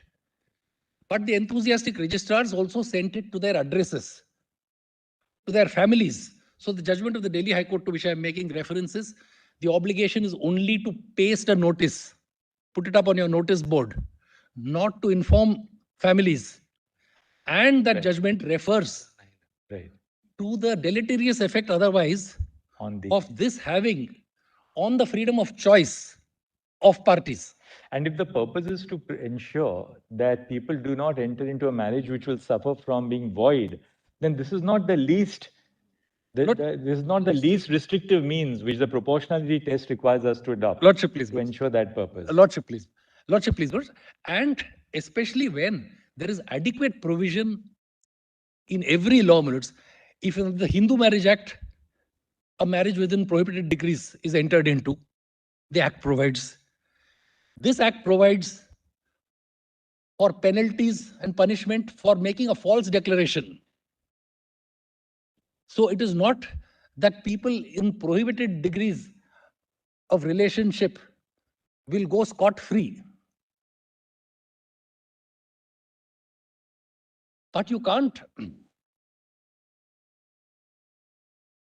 postpone. And in situations like this, which we are facing, the postponement creates the possibility, the real possibility of families intervening and putting an end to the relationship. And therefore, this notice period. Also, Mr. Ramchandran, there is a very real likelihood and not just a remote possibility that this will disproportionately affect situations in which one of the spouses either belongs to a marginalized community or a minority. Lordship, please. So it has a disproportionate impact on those who are the most vulnerable segments of our society. Lordship, please, words. Lordship, please, words. Lordship, please, words. And this requirement of 30 days domicile, one is the notice per se, but the 30 days domicile before you give your notice. So a runaway couple has to choose a new abode, and before getting married, kindly see the problems they run into. They are not married. Which landlord will give premises on rent for those 30 days or 60 days or for however long they want to stay? Where are they going to stay in that new place of domicile? Mr. Ramachandran, this would be equally true for heterosexual couples who propose to have. Lordship, please, it should be struck down for all. Applies. Lordship, please, it should be struck down for all. It is a totally retrograde provision today. As long as you prove that you're adults. Lordship, please, it is both retrograde and obnoxious. Now you to require this notice. To own your Aadhaar card, no? Identity will carry your date of birth.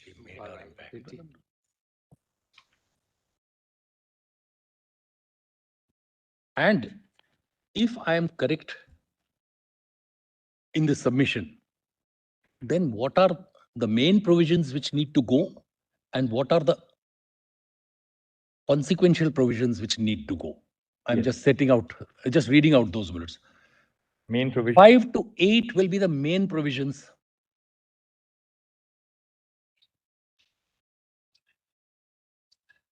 Whose striking down we have specifically challenged.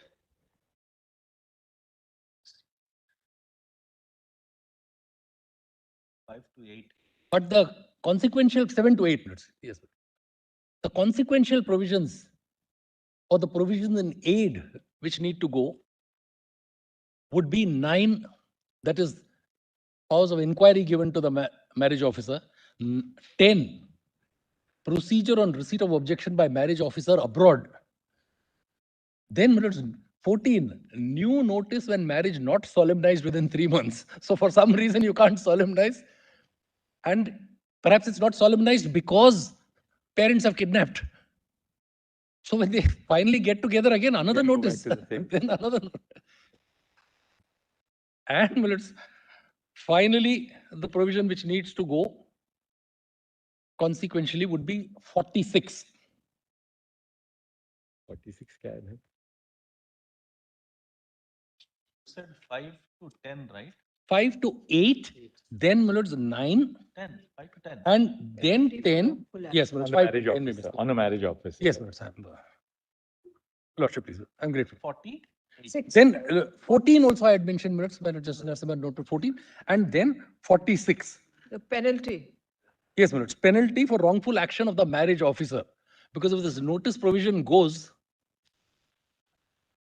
one of the things he's penalized for is. All right. So we're done with item 3 now. What is point number 4? Now, point number 4 comes straight to my last point, which is the need for the protocol. So families, couples on the run from their parental families need protection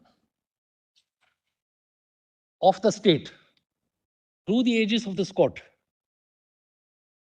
Because on the same S. Rangarajan versus Jagjeevan Ram principle, which is taken by your lordships through various judgments, if the state has the duty to ensure protection of fundamental rights, then such a protocol is necessary. I respectfully commend to your lordships the Shakti Vahini protocol, where minutes in a parallel situation, only thing is the couples were heterosexuals. Those were community panchayats, Khap panchayats. And detailed directions have been given in para 55 onwards of the judgment of Shakti Vahini. I did not read out. Equally, we have to be careful that in the guise of the protocol, we do not empower these officers who come into possession of information to then use informal methods of suborning the couple. That's Lordship, also one thing, a danger which we have to avoid. But there has to be a protocol to protect. Lordship, please. Protection is sought. Lordship, please. Yeah. That's right.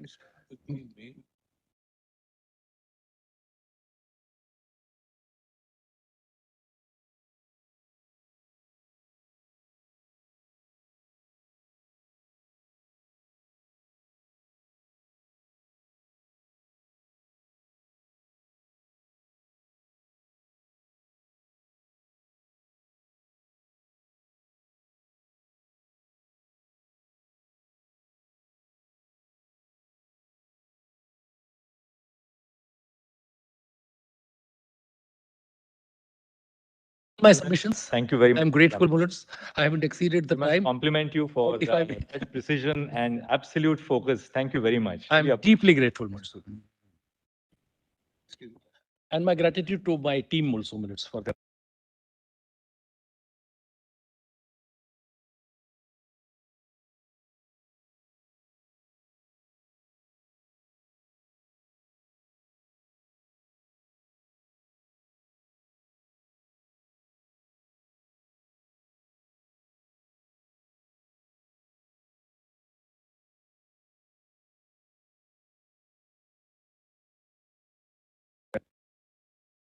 But I appear in transferred case 12 of 2023, Zainab Patel versus Union of India.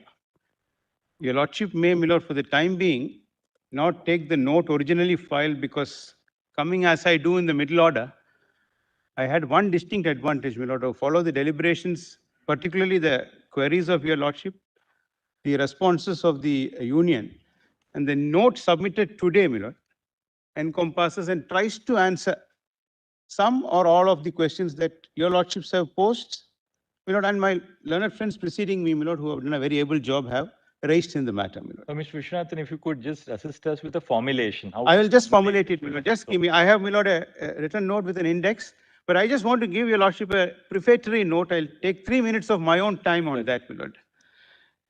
My lord, at the bottom of all these constitutional questions, which I have set out and answered, is the one plea of the petitioners before your lordships here. And to simplify it, it is just this, that if we can be, my lord, sons, daughters, brothers, sisters, brothers-in-law, sisters-in-law, uncles, aunts, friends, and partners after your lordship's judgment, what is it that holds back from giving us that status of a married spouse, which we, my lord, acquire and seek to acquire for ourselves, and seek recognition from the union, which union has, my lord, wholeheartedly provided it for the heterosexual couples? The only answer is your sexual orientation, which is, my lord, beyond my control, and the fact that marriage as an institution, as they and the majority of the heterosexuals understand, does not comport with your practices, your requirements. Hence, we would not admit you to the institution of marriage and accord you the privileges which we wholeheartedly, willingly, by enacting a legislation, accorded, my lord, to heterosexual couples. Does that have constitutional sanction? The second answer they give is, by your very nature, you cannot procreate. If so, my lord, I have dealt with in my note, is procreation a valid defense for negating, my lord, the rights of recognition of marriage? And my lord, if we ponder deeply, which has been developed in the note, Thanks.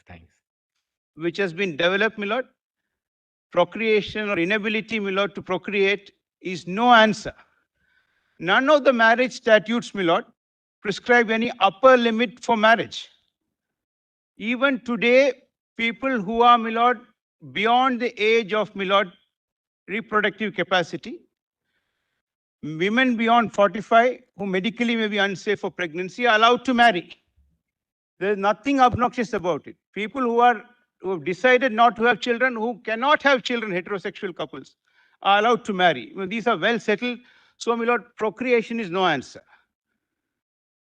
Then, my lord, does it not bring back the arguments of the miscegenation statutes, my lord, of which I have made reference? Arguments are very similar.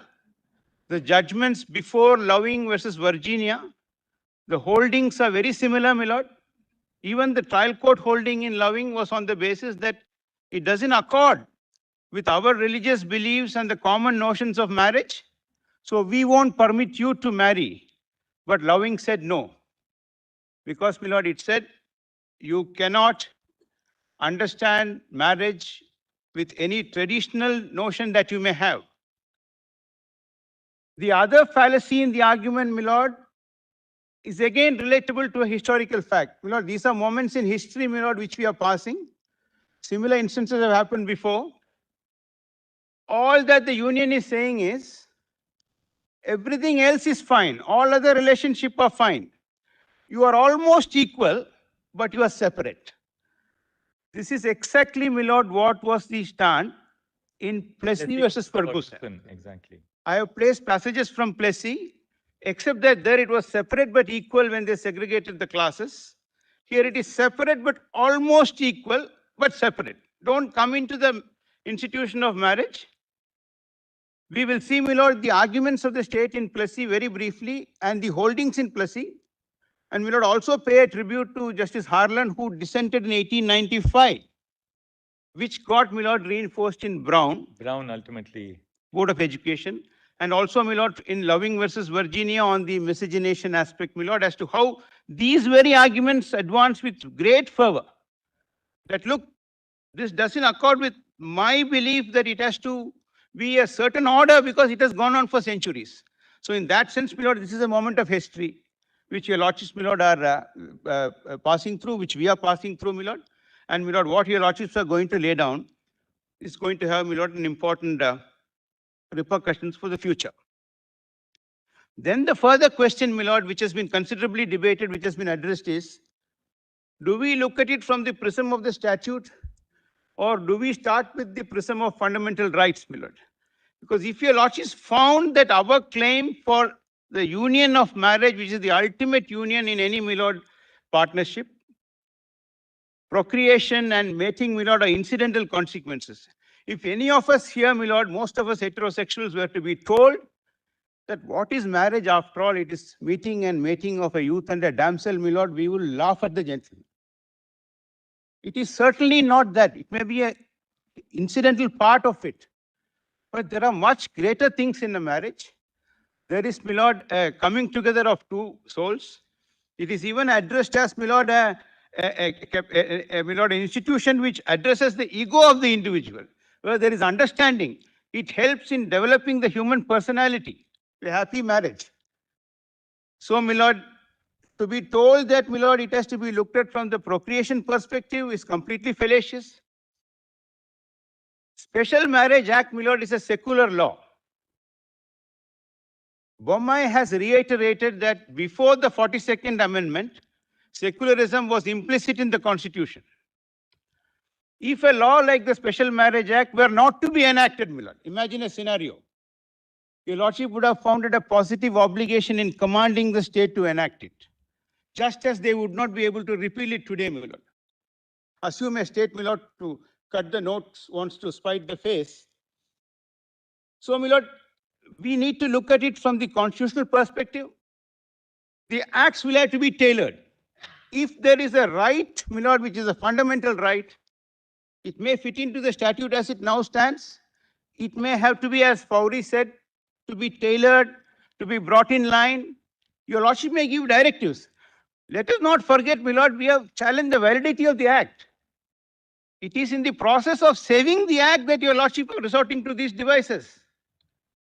The consequence would be that the act would be struck down and they would be asked to legislate, because it will be a positive obligation in a secular country like ours that you can't leave marriage between people who don't want to go the religious route to be unregulated. There is to be streamlined.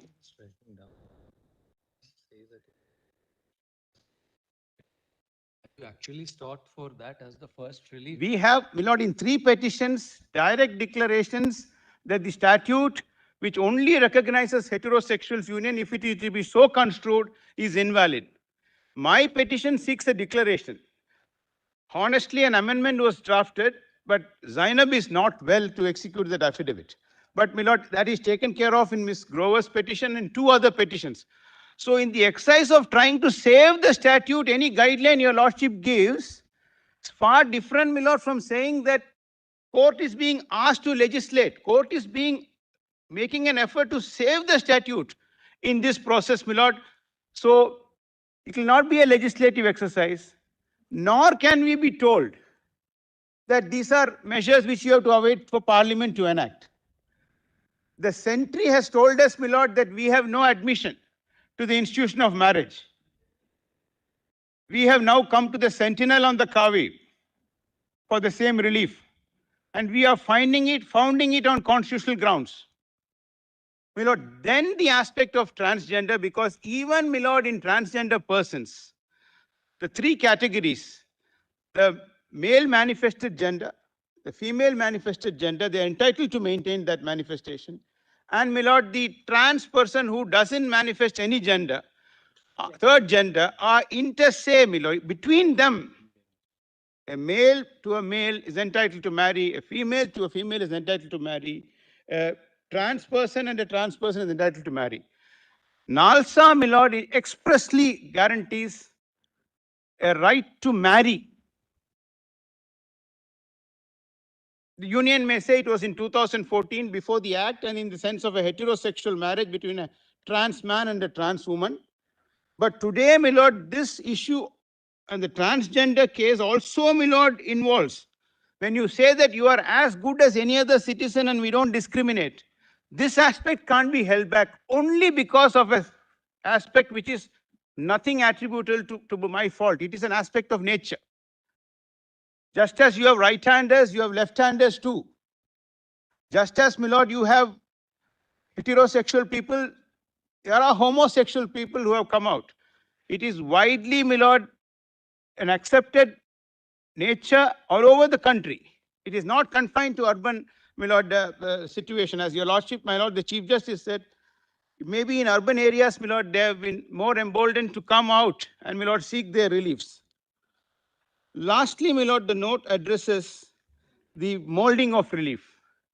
And, my lord, I have respectfully placed two scenarios, the Fowry scenario, where to save the, my lord, the statute, they gave an option to amend, which they may resort to, my lord, and streamline the statute. There is another scenario, my lord, where all that is required is to read the word spouse by equalizing it, my lord, and I have placed case law for that, where you equalize them, give them that status, so that, my lord, they are on par. They proceed with their own way. My lord, it infringes nobody else's right if two people get married of the same sex. So, So Mr. Vishwanathan, Yes. sorry to interrupt you, but just a clarification. Since you mentioned that though there is a relief by virtue of a declaration sought by you and in Brinda's case, you're willing to go the point of a guideline being laid by court as was being argued by your predecessor. To save the statute, my lord. Nobody wants a scenario where the act is stuck down lock, stock and barrel, because that is the other consequence of it. So the inquiry is not that, can we do all this, can we read it? The lordship are reading it in to save the statute, not, my lord, so that it is not struck down. I go a step further. Today, it cannot be a scenario where the Special Marriage Act is not even enacted. Assume, my lord, today there is no act. Point is non-recognition would itself be an act of constitutionality. Constitutionality. And therefore, to save it, you read the statute so as to bring recognition That is both that. to heterosexual and My lord, this is, my lord, this will, my lord, give us dignity, give us equality, ensure that message goes from your lordship that we are not looked upon as Justice Albi Sachs said, as an oddity, as an outsider, as some anathema, my lord, to society, some alien, so that, my lord, we get our respect. And once your lordship pronounced, like in Johar, and my lord made that point on the first day, it percolates down to the society, my lord. There is acceptability. Court has said so. My lord, our society is a law-abiding society, my lord. They'll know, oh, this is a point of view, and your lordship reason it out, and that reason percolates. That's how it is accepted, my lord. Today, why is basic structure, my lord, accepted? It is founded on a sound reasoning, my lord. It's 50, 60 years now. Nobody has been able to dislodge it because your lordship's institution gave sound reasoning to it. So all that is required is a message from your lordship, assuming your lordship accept it. In this, my lord, background, just see, my lord, my note.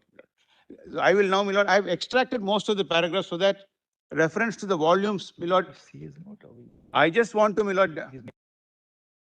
Then I think you've covered it very comprehensively in what you said. You were I just curiously typing away when you were arguing. So I think I just want to, my lord, since something has been put down, use the time that your lordship gave.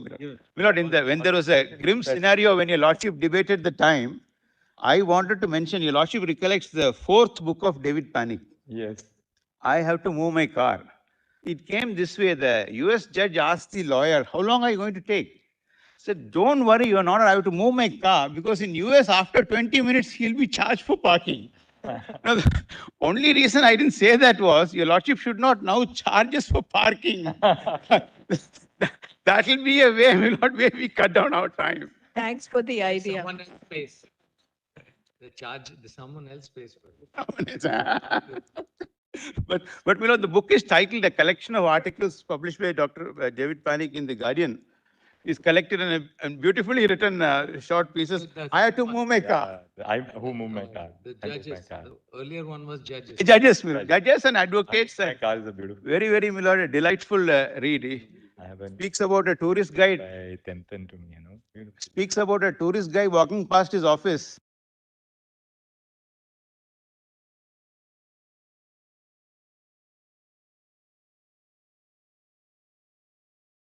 Make the best use of my time. My lord has the note called, my lord, loaded today. My lord, we are not sure whether it will be loaded. Marriage and choice begins with that. My lord, that only one line from that. No, which note are we looking at? That kindly come to my lord Carlos Ball. Sorry, my lord.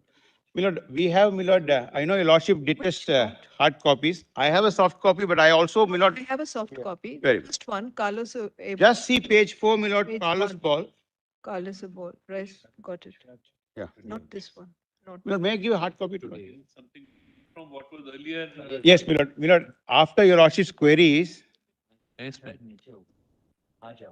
One Goodrich versus department. Goodrich versus department. My lord, some of them are culled out from cases cited in Fowry. Some independently, my lord, my team has, my lord, been able to collect. First 10 to 12 pages you have covered as to the meaning of marriage. Yes, my lord. On marriage and how, my lord, it is. Quoted Martha Nussbaum also. Martha Nussbaum is quoted, my lord. A learned friend, one of them was very exercised, my lord, leading and a treatise already quoted by your lordships in Navtej.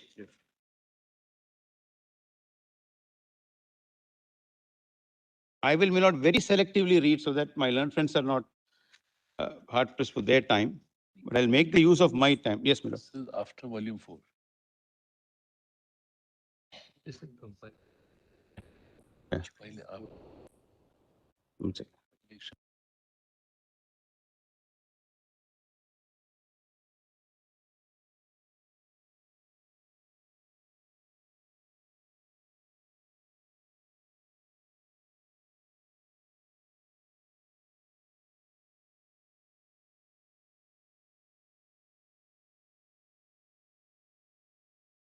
Mark it. I'm not going to read it. Page 4. Carlos, Morality of Gay Rights, Carlos Ball on how, my lord, constitutive elements of personhood get its full blossoming when the marital union, my lord. As your lordship come down the italicized portion, page 4, my lord. The public recognition, when it is accompanied by social support and encouragement, makes it more likely that the relevant responsibilities will be met. The structure that marriage provides, the obligation that it requires, then can strengthen and make more durable the affectional components of sexual intimacy that are characterized by ongoing commitment and mutuality. The socially recognized marital relationship can provide the structure through which the well-being of the partner becomes inextricably linked to the well-being of the self. Fundamental to it, my lord, is the choice, as my lord, my learned friend Ms. Tara, my lord, wants me to emphasize. The aspect of choice put in bold letters, my lord, through the first 4 paragraphs. Yes. My lord, Goodrich said, yearning for security, safe haven, and connection has expressed, that express our common humanity. My lord, this is to remove it far away from, my lord, the procreation part which was highlighted. My lord, kindly come over the page on the aspect of, my lord, the equality code, how only one form cannot be determinative. My lord, Fowry, one important passage Dr. Singhvi placed in his note, my lord, but just see the para 13 before the extract, my lord. The South African Constitutional Code felicitously explained that equality does not imply the leveling or homogenization of behavior, but rather it lies at its core in the acknowledgement and acceptance of difference. The court further explained that equality requires persons to be able to accommodate the expression of what is discomfiting. What like free speech? Yeah. Yes, my lord. My lord, kindly mark PDF 2044, my lord, there. In case I have just marked it, but I am not, my lord, going there to read it because these are words from the judgment. PDF 2044, volume 4 of the case law compilation. It is humbly submitted that the petitioner's case before the Honorable Court requires a similar conception of equality. The efforts made herein are for social acceptance and for the citizenry to ultimately acknowledge and accept the difference and to accommodate for the existence of the LGBTQIA plus persons in the same way in which heterosexuals lead their lives. The interests of the heterosexual persons and the LGBT persons do not collide. They coexist in a constitutional realm based on the accommodation of diversity. My lord, that is PDF 2068. My lord, over the page 8, para 16, only because the union says we have prescribed age restrictions, we have prescribed prohibited degree. But they are founded, my lord, on solid, my lord, grounds of health. Kindly see, my lord, how we have addressed it from line about 4 in para 16. In this regard, it is submitted the same is a defense which is the nature of purported facial equality and ought not to be accepted by this court, whereas the restriction of certain class of heterosexual persons from being married, such as minors or other forms of prohibited relationship, directly relate to the state's power to restrict the said marriage on the grounds of either health or such other acceptable grounds. My lord, much was debated on how to apply part 1, part 2, will it be reading in, etc. My lord, till the legislations are streamlined, there is a principle of rule of interpretation. Principles analogous thereto will apply, my lord. Your lordships have extended it in the Limitation Act for courts and tribunals. So apply principles analogous thereto till such time the legislature is streamlined. Your lordship may not want to say both will apply. That is a good suggestion. It has to be accepted as a guideline, as the Honorable Justice Kohli said. Otherwise, principles analogous thereto will apply, my lord. Prohibited degree is, my lord, a established way. It is a health ground. It is scientifically believed that, my lord, the progeny will be health, not only biological. Not only biological. Prohibited degrees goes beyond biological. Yes. Yes, my lord. There is an element of social and state prohibition. But they are justifiable, may not apply across the board. I am only saying how to apply it to this spouse category, which your lordship will now add in. Principles analogous thereto, my lord. Nobody can say that that can't be extended. My lord, I have dealt with procreation and childbearing, but I have explained it to my lord. Till today, no upper age limit on marriage. Kindly see, my lord, how the first of the judgments in South Africa, the National Coalition for Gay and Lesbian Equality, my lord, put it. Immigration was denied to, my lord, same-sex partners. Fowry came in 2005. Just I'll read page 11. One second, Anuj. From a legal and constitutional point of view, procreative potential is not a defining character. Adoption denied to same-sex couples who were recognized by law. Yes. Fowry was. Fowry, my lord, was a same-sex marriage. Same-sex marriage was recognized by law. And yet what was denied was adoption rights. Very good. I'll correct it. My understanding was it is marriage was confined to the common law definition. The lower court had pronounced. Same-sex. Yes. Here, my lord, the case in 99 was under the Aliens Act, immigration was confined to married couples in the heterosexual sense. And the defense was of, my lord, inability to procreate. From a legal and constitutional point of view, procreative potential is not a defining characteristic of conjugal relationship. Such a view would be deeply demeaning to couple, whether married or not, who for whatever reasons are incapable of procreating when they commence such relationship or become so at any time thereafter. Likewise, demeaning to couple who commence such a relationship at an age when they no longer have the desire for sexual relations. It is demeaning to adoptive parents to suggest that their family is any less a family, any less entitled to respect and concern than a family with procreated children. I would even hold it to be demeaning of a couple who voluntarily decide not to have children or sexual relation with one another. My lord, constitutional law is tested on the anvil of a common parlance test, my lord. Our own society, there were times, my lord, when people would repeatedly ask, is there any development on the marital front? Today, my lord, it is considered bad etiquette. And our memory is short. There was a UK prime ministerial candidate, I got the news item, who opposed Theresa May and made a deadly statement that she is no mother. What does she know of administration? She had to withdraw her candidature, my lord. Andrea Leadsom. That is the, my lord, sensitivity with which people have arrived. So this is no issue at all. Surprising that, my lord, it was argued with such vehemence. The candidate withdrew from the party contest before May was elected on this ground, my lord. Andrea Leadsom. It's only illustrative, my lord, as to how society all over has changed. Our society has changed, my lord. My lord, Obergefell on the point that, my lord, you can't see marriage through the narrow lens of procreation. Asexual. Yes. My lord, there is one important aspect which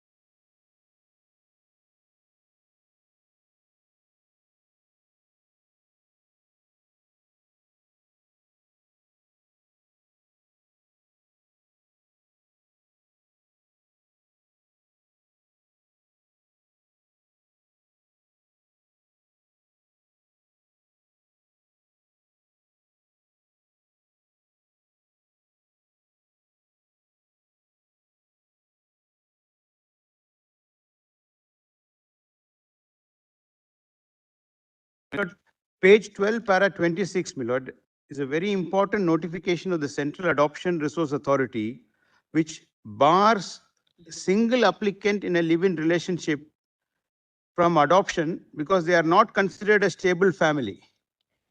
So, my lord, it is all the more why, my lord, marriage ought to be permitted. Now, we will proceed on the basis that this is valid because at the moment we are not engaged with the constitutional validity of this. But if this is the view of the union, my lord, it only, my lord, comports with our theory that permit us to marry because then marriage will lend that stability for children to be, my lord, brought up. My lord, Indian Psychiatry Association, similar directions in Navtej was there. We are relying on similar directions, my lord. But what is of great interest is a law in the anvil by the 118th report of, my lord, the Parliamentary Standing Committee, wanting a comprehensive law for everybody, harmonizing Hindu adoption maintenance, juvenile justice, which would cover also the LGBTQ community, my lord. This is a very salutary development by our parliamentary committee. And, my lord, this itself shows that, my lord, adoption is a means of rearing children, even in our country. And the only country, my lord, which collected an empirical data in a court case, which we could locate, was a Hawaiian case, my lord, where on remand from the Supreme Court of Hawaii, they took empirical data and evidence to show and concluded that there is no evidence to show that gay, lesbian, and same-sex couple do not provide children, my lord, the safety, security, and the upbringing they require. My lord, long back in our country, the law was all that is required is the welfare of the child, my lord. If I recollect, it was Annie Besant versus Krishnamurti. If that is applied, my lord, it doesn't matter whether it's a heterosexual couple or a homosexual couple. And all these findings, my lord, based on evidence that they are as well suited as heterosexual couple to bring up children, my lord. So to say, my lord. And Mr. Vishwanathan, what happens when there is a heterosexual couple and when the child sees domestic violence? Will that child grow up in a normal atmosphere? Yes. Of a father becoming an alcoholic, coming home and thrashing the mother every night Precisely, my lord. and asking for money for alcohol. I mean, this is so much for heterosexual. There are no absolutes, as I said, even at the risk of getting trolled. But Lord, but now this has become the name of the game for judges to confront. Answers to what we say in the court are in the trolls, not in the court, you know. my lord, think of one more step, my lord. If this is accepted procreation, what if Parliament says that I give only life interest to, my lord, LGBTQ and let it revert to the others because anyway you are not going to have children. We will now revert it will escheat to government. So we'll keep it in the family by giving you life interest and revert it because you can't procreate. Give ideas. No, my lord, I'm saying the consequence, disastrous consequence of this argument. They are entitled to their security, their living, they can pass it on to their children, they can will it away. My lord, if this argument is taken to its logical end, you don't procreate, you don't vote, because you're saying for the future generation, because you can't procreate. And by that token, a law can be made to say that if there is a couple who are 50 years old, they don't have children, they won't have a right to vote. I mean, see, these kind of possibilities are extremes. I mean, we have to keep it within the realms of probability. Let us not, as rhetoric flourish, maybe you can. But my lord, it will lead to that. Tomorrow, if your lordship's imprimatur is obtained, my lord, I'm only saying in the hypothetical scenario, how do we stop this, my lord? Same judgments will be cited. So, and my lord, this couple who are beyond the age, my lord, of producing children, that there is no embargo on marriage has been used as an illustration. And your lordship notice, my lord, I repeat the point, no upper age limit. 18 and 21 are the minimum age limits. Sorry. Law which prohibits, like it had happened in other country, it prohibits position will be before the court to be struck down. Eugenics. Therefore, it is not the other way. You see, Mr. Vishwanathan, we have looked at societies, we have seen history. Eugenics has been practiced in Germany, in US, my lord. The US as well. That Buck versus Bell. So therefore, see, we have to see within the fabric of our democratic setup and our plural society, whether these are within the realms of possibility. When you make this argument, My lord, I have, if Chief Justice Holmes Could say one could say generation of three imbeciles is generations of enough. imbeciles are enough and uphold sterilization, my lord, Holmes. And looking at a different age. my lord, and the At reality, that age, after Plessy, my lord, that and was an age which lived with Plessy. So we can't just, tar everyone in one, this my lord, black or white. and the, You had Dred Scott because it was my lord, and there is a, sorry, my lord was. No, no, I'm not saying that. My lord, is, Route is not necessary. it is only an illustrative to show this procreation is presented, my lord, across the world spectrum. The point is My lord, just coming back to that, my lord, there is a study by Adam Cohen in his book Buck versus Bell that it appears the report of that Bell that these are, my lord, Down syndrome people, it was also false. The children have topped the, my lord, the school. The mother, my lord, had done well, but they were all, my lord, sterilized, saying 3 generations of eugenics, of imbeciles are enough. My lord rightly mentioned, my lord. So this is actually the eugenic scenario, but I understand. But I'm saying, my lord, procreation cannot be placed at that pedestal, my lord, that as if the entire institution is for, my lord, procreation. It is in that context, my lord. Yes. You can't say it can't be. You can say it certainly. It cannot be My lord, placed at that pedestal. my lord, I'll take it. I'll only put it this much that gay, lesbian, LGBTQ parents are as much qualified to, my lord, rear children, adopt and rear children, my lord, as bring up children, as much as, my lord, the heterosexual parents are. You know, the next point has already been put it in this way that same-sex couples seek the same benefits of marriage, save except for procreation. Yes. And there are a whole range of benefits which cohabitation and marriage provides, which same-sex couples assert for themselves. Denied. Family pension, my lord, is an important aspect. I think the word Mr. Ramachandran put it. It's a gateway.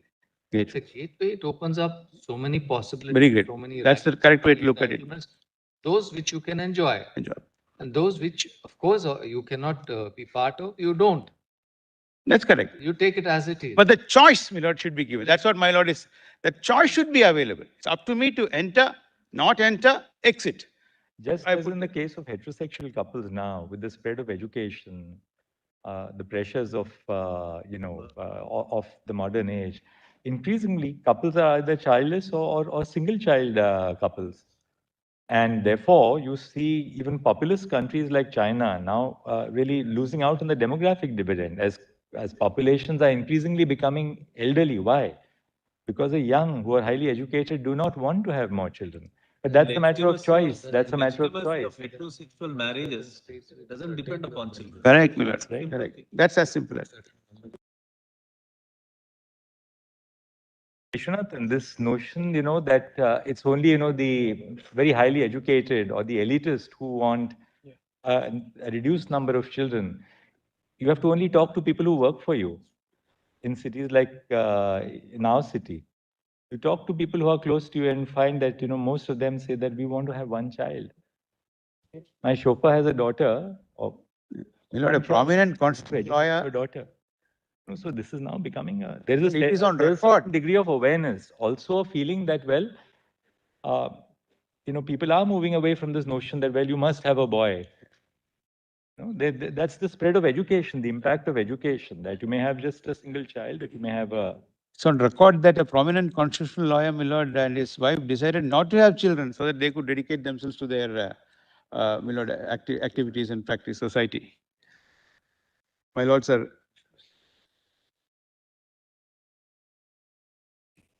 I'm just coming to that. My driver.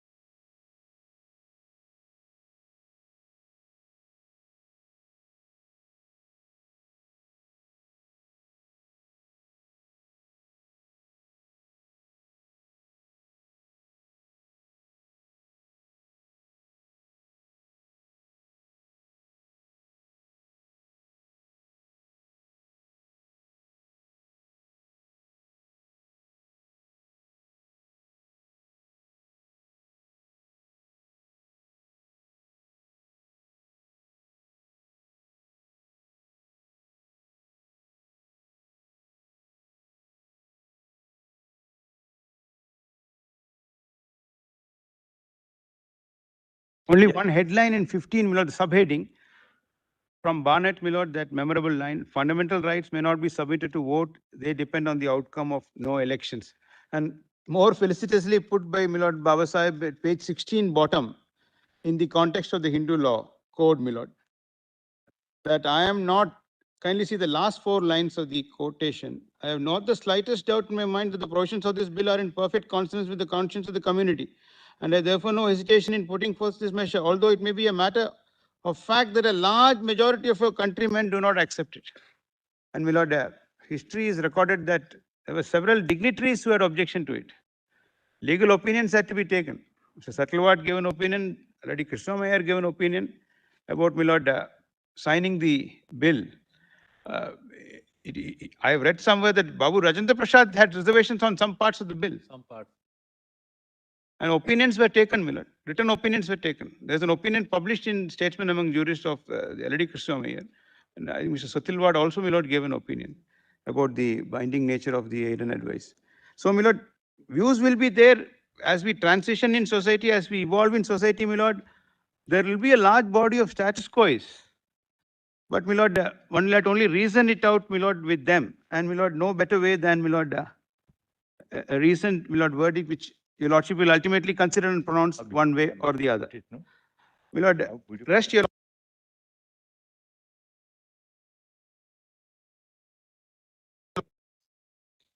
The first bill. It's the Hindu code. Yeah. 54 was the first one, my lord. There is a subsequent one also. Look at it. It was the first attempt to break down barriers. Got it. In the endogamous society, even among Hindus. Apart from that, it gave, of course, a long title says enabling it's a platform for interfaith marriage. Absolutely. My lord, women got property rights in the sense of self-acquired. First tripital in section 6 on the death of my lord, the Kopasana. Kopasari came 2005 all over India. Tamil Nadu introduced it, my lord, in 89. But Karnataka, Maharashtra. But, my lord, kindly see, my lord, given property rights, except that there has to be a death and then notional partition and a first tripital at that stage. Now they are parts of the Kopasari. And when 23 was deleted in the 2005 Act, of course, we argue, my lord, under the cab rank rule. I argued saying it can't apply to pending suits. Your lordship rejected it in Gokul versus, my lord, Geeta versus Shekhar. These are statutory interventions. Interventions. Your lordship said no. 23, which said for a dwelling house partition, a female must tag along a male relative, is per se, my lord, discriminatory. Merely because it was deleted in 2005, I will not say it has no application to pending suits. You may argue that suits crystallized, law crystallized on the date of the suit. My lord, your lordship could skip this portion, my lord, and quickly go over to, my lord, the 18.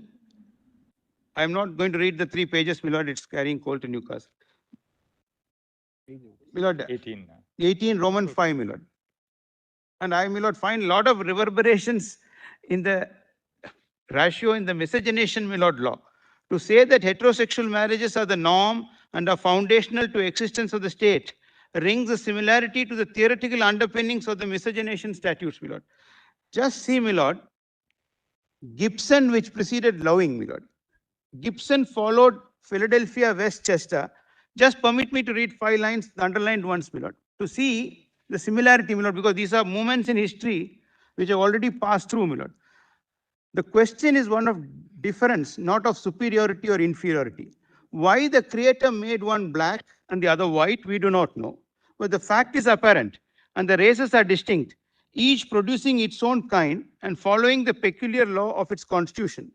Conceding equality with natures as perfect and rights as sacred, yet God has made them dissimilar with those natural instincts and feelings which he always imparts to his creatures, which he intends that they will not overstep the natural boundaries he has assigned to them. The natural which forbids their intermarriage and that social law amalgamation which leads to a corruption of races is as clearly divine as that which imparted to them different natures. The tendency of intimate social intermixture is to amalgamation contrary to the law of races. The separation of the white and black races upon the surface of the globe is a fact equally apparent. Why this is so, it is not necessary to speculate. But the fact of a distribution of men by race and color is as visible in the providential arrangement of the earth as that of heat and cold. The natural separation of the races is therefore an undeniable fact, and all social organizations which lead to their amalgamation are repugnant to the law of nature. Further down in the underlined portion, it is simply to say that following the order of divine providence, human authority ought not to compel this widely separated race to intermix. Naim followed it. Then came, my lord, loving. But see, my lord, even in loving, what the holding of the code below was para 42. My lord, Lordship may mark PDF in loving, my lord, 1770 in para 42, where it says 1762 volume 4. 1770. 177, 8 pages, my lord, in this volume is the difference. Almighty God created the races white, black, yellow, Malay, and red, and he placed them on separate continents. And but for the interference with this arrangement, there would be no cause for such marriages. The fact that he separated the races shows that he did not intend for the races to mix. And my lord, how it was overturned. However, the court emphatically rejected this reasoning and the defenses taken by holding that the miscegenation statute rests solely on the distinction based on race, and that such classification did not amount to accomplishment of a permissible state objective. It further concluded that the denial of freedom of marriage, which is fundamental to a person's existence, would amount to violation of the equality principle. My lord, 1778 and 1779 PDF. My lord, I'll leave it for your lordships to read at leisure. My lord. See, in the US Supreme Court in 1923, as recent as, of course, this was few years before Brown, they denied citizenship to Bhagat Singh Thind. Now he claimed, I'm a white. They said, no, you have to be a Caucasian. Caucus. Yes. Now, my lord, we are, my lord, more emphatic, both in Lata Singh, my lord, Shafin Jan, where, my lord, the Honorable Chief Justice, as your lordship then spoke, and, my lord, Lakshmi Bai, my lord, the Honorable Justice called, emphatic that, my lord, these are now things of the past. And your lordship, my lord, gave a powerful, my lord, opinion. My lord, the Shafin Jan is PDF 1162. That has been read, I think. And Lakshmi Bai, my lord, Chandargi is PDF 740. My lord. I am not, my lord, reading it. My lord, according to me, this is the equivalent of saying separate, almost equal but separate. I can't say equal as they said. So they were just segregating. Here, my lord, almost equal but separate, my lord, completely unacceptable under our, my lord, constitutional scheme. And in that context, my lord, if your lordship over the page sees Plessy, my lord. I've always been curious to read, my lord, Plessy, because Brown, my lord, gets all the attention. Actually, it appears Brown was not the first case.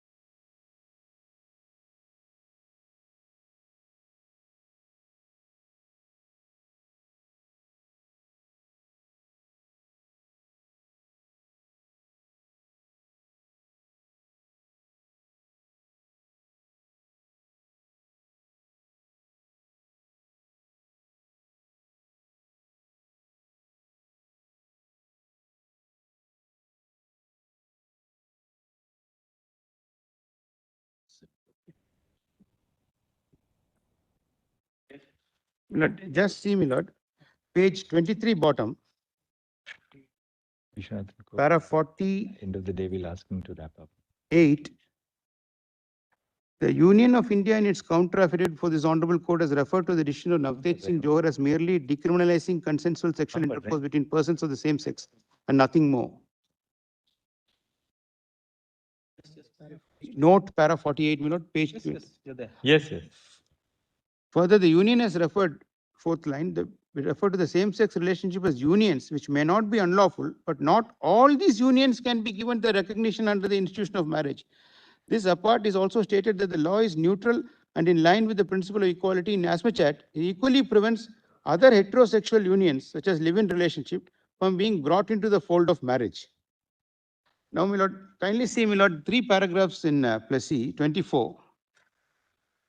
My lord, this Plessy will be in an additional compilation filed last night, my lord, because in terms of we look at Plessy, Mr. Lordship will look at it. Just mark, my lord, page para 51, Roman 123, a statute which founds itself on the distinction of humans based on the color of 2 races has no tendency to destroy the legal equality of the 2 races. Laws permitting and even requiring separation of 2 races where they are liable to be brought into contact do not necessarily imply inferiority of either race. Very similar argument which we are advancing. If the civil and political rights of both races are equal, one cannot be inferior to the other civilly or politically. If one race is inferior to the other socially, the Constitution cannot put them on the same plane. My lord, but my lord, hats off to Justice Harlan, 1895, at page 297 of the reports, my lord, in the additional compilation, who was dissenting in Plessy. Harlan held that this facial neutrality would not save such practice from the full force of the equality jurisprudence. Tale about Plessy is there also this man had bought a railroad ticket. Yes, and he was thrown out. This was in 1893. By Gandhi. Same 1893, Gandhiji was thrown out from the tree. Potchef's tea room. Peter Maritzburg. Potchef's tea room. That was, my lord, a graphic visual which stuck me. Don't Peter Maritzburg. It is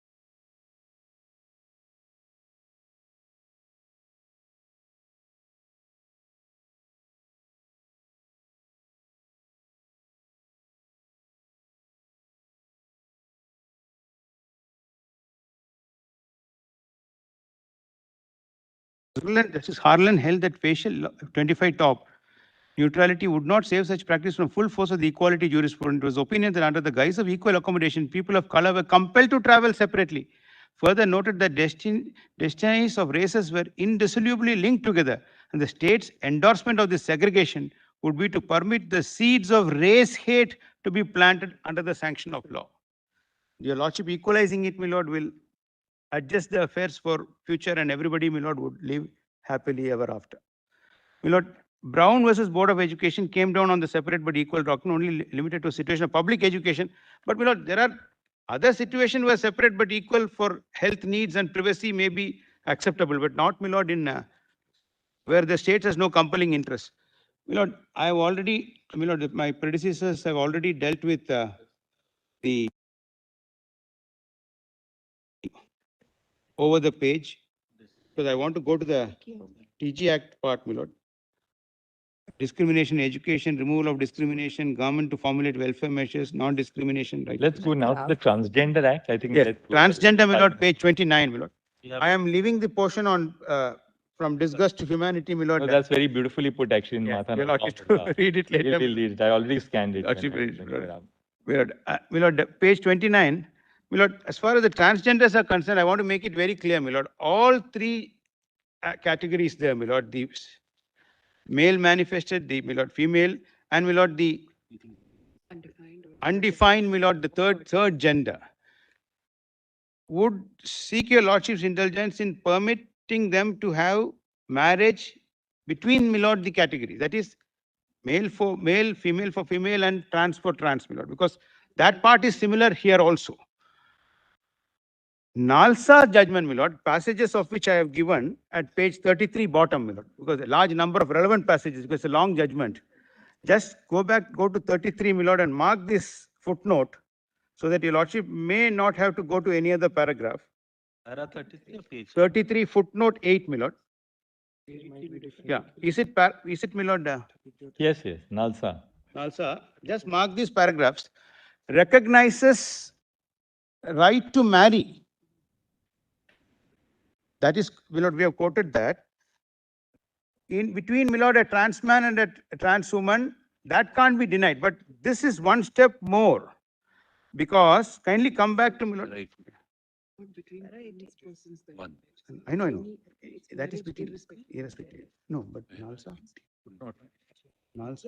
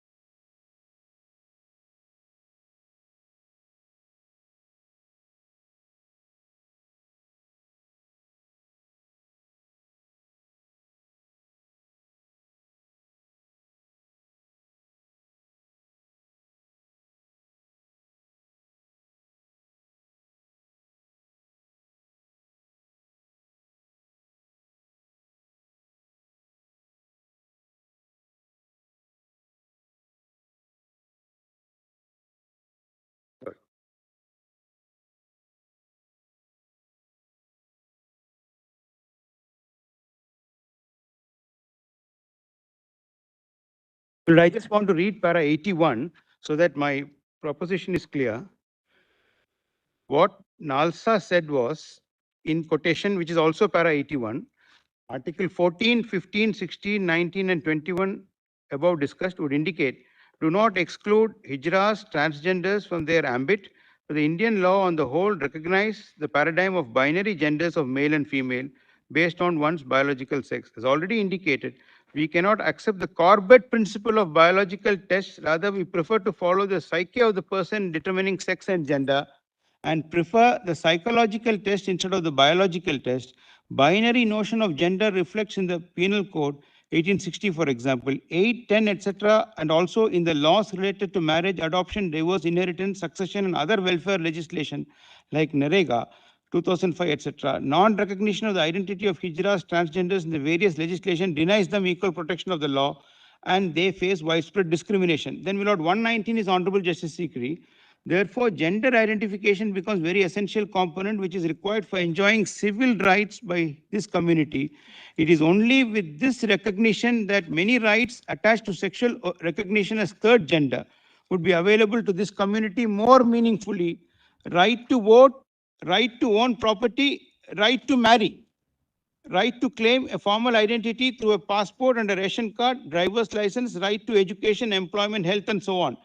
The 2019 Act, my lord, recognizes right not to be discriminated, recognizes, my lord, in section 4, the right to manifest any gender. In, my lord, section 5 and 6, to be recognized as, my lord, a third gender person. So, my lord, this right to marry is, my lord, inter se, the milord transgenders, correct? All the, no, what, how is your understanding? Sir, it can be any You explain. Milord, Ms. Tara wants to explain something on 1 minute on this, milord. My lord, simply that a trans person has the right to marry a person of choice, irrespective of sexual orientation and gender identity. Simply. Yeah. And that reiteration, my lord, is sought in the present proceeding. But your lordship may also make a note, my lord, kindly come back to 64 onwards, my lord. Yeah, para 64. Thank you, thank you. My lord, yes, 63 is the definition. Transgender person means a person whose gender does not match with the gender assigned to that person at birth and include trans man or trans woman, whether or not such person has undergone sex reassignment surgery or hormone therapy. That is optional, that can't be compelled, that can't be determinative, or laser therapy or such other therapy. Person with intersex variations, gender queer, and persons having such socio-cultural identities as Kinir, Hijra, Aravani, and Jokta. My lord, kindly come to 65, my lord, for the proposition. Provisions of the Act are therefore not exhaustive in nature. 20 of the Transgender Act say that the Act is not in derogation, but in addition to any other law in force. There is nothing in the TG Act to suggest that transgender individuals are barred from the institution of marriage. 67, my lord. It cannot be argued by the respondent that is the state that the rights enshrined in the TG Act are the extent of the rights available under Indian law to transgender persons, as this would tantamount to contempt of the expansive formulation of the rights in NALSA. Indeed, the state's argument that TG Act confines and captures the extent of rights available to the transgender community is further challenged by the provisions of other laws which bring intersex variation and other sexual characteristics within its protective ambit. For example, adoption regulations of 2022, my lord, we have annexed that, propounded under the Juvenile Justice Act, variations to genitals are classified under special needs, presumably to prevent such children being rejected by prospective adoptive parents on the basis of prejudice. It will be a logical fallacy to argue that those children with variations of sexual characteristics are entitled to the love and care of the family, the same child as an adult be barred from adopting, fostering, or birthing a child within the framework of a stable marital union and giving it necessary care and protection. 70, my lord, this is how the biological men, biological women came in the pleadings. Respectfully submitted, the institution of marriage cannot be prerogative of biological men and biological women alone. In view of Section 4 of the TG Act, read with Section 7 of the TG Act, further it is now well-established concept that gender is distinguishable from sex and gender can be expressed or performed in myriad of ways. When the legislation itself provides for self-perceived gender identity, the state may be stopped from relying on an outmoded formulation of gender based on the presence of certain secondary sexual characteristics. 2C of the Act 2C of the Act defines family as a group of people related by blood or marriage or by adoption made in accordance with law. Traditionally, members of the trans community have found love and acceptance from found families or families of choice. Now, Mr. Vishwanath, last 2 minutes before you conclude, tell us on reliefs. Relief. Just formulate now, that's it. Kindly come to my lord. I have written it down, my lord. Kindly come to 39, para 92, my lord. Just tell us what's your My lord, since it is a challenge to the validity, and if your lordships find that exclusion of, my lord, couple other than heterosexual couple from the recognition of the status and will make it invalid. marriage would make the provision invalid. The only way to save it would be, my lord, to equalize it. And that equalizing principle, my lord, is a device your lordships have adopted in our courts. Kindly see, my lord, the two case laws cited, page para 97 and 98. Vishnu Das Hundumal versus State of MP, followed, my lord, in, I will read para 98, with respect to the concept of reading into the statute, respectfully submitted that the same is now well recognized in our Indian jurisprudence, adopted by the court in various instances. One such recent decision is Association of Old Settlers of Sikkim.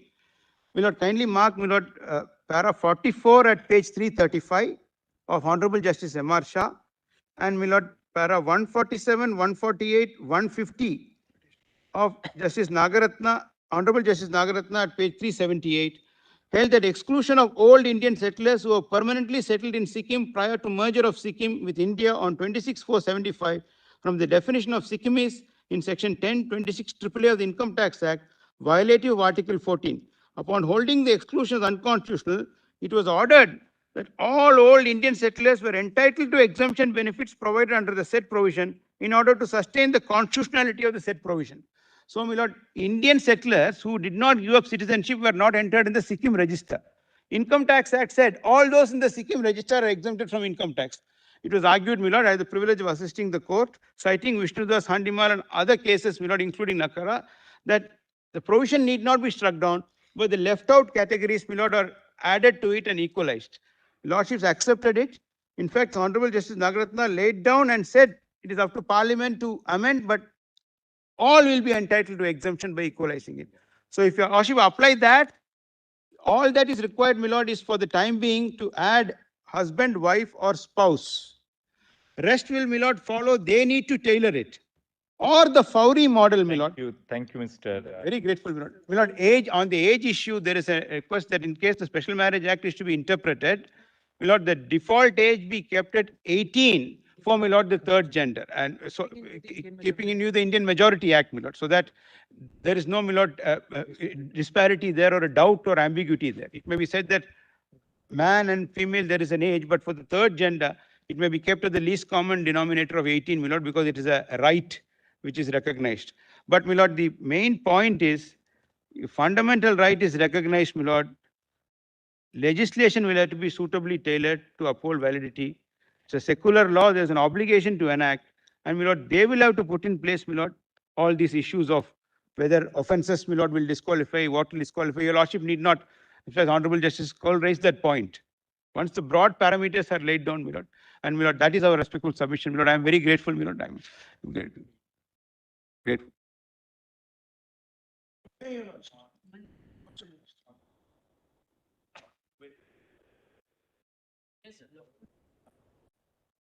Thari, Anita Shenoy, Dr. Menaka Guruswamy, Saurabh Kripal, Vindra Gogar, Karuna Nandi, Arundhati Kaju, Raghav Avasti, Shivam Singh, Namit Saxena, and Manu Shivnath. We, in any case, will be completing the hearings on this side on Monday. So please, I would suggest that all of you, learned counsel, have a meeting between yourselves, so that you ration time between yourselves. It's very difficult for judges to, you know, to curtail anybody, and, you know.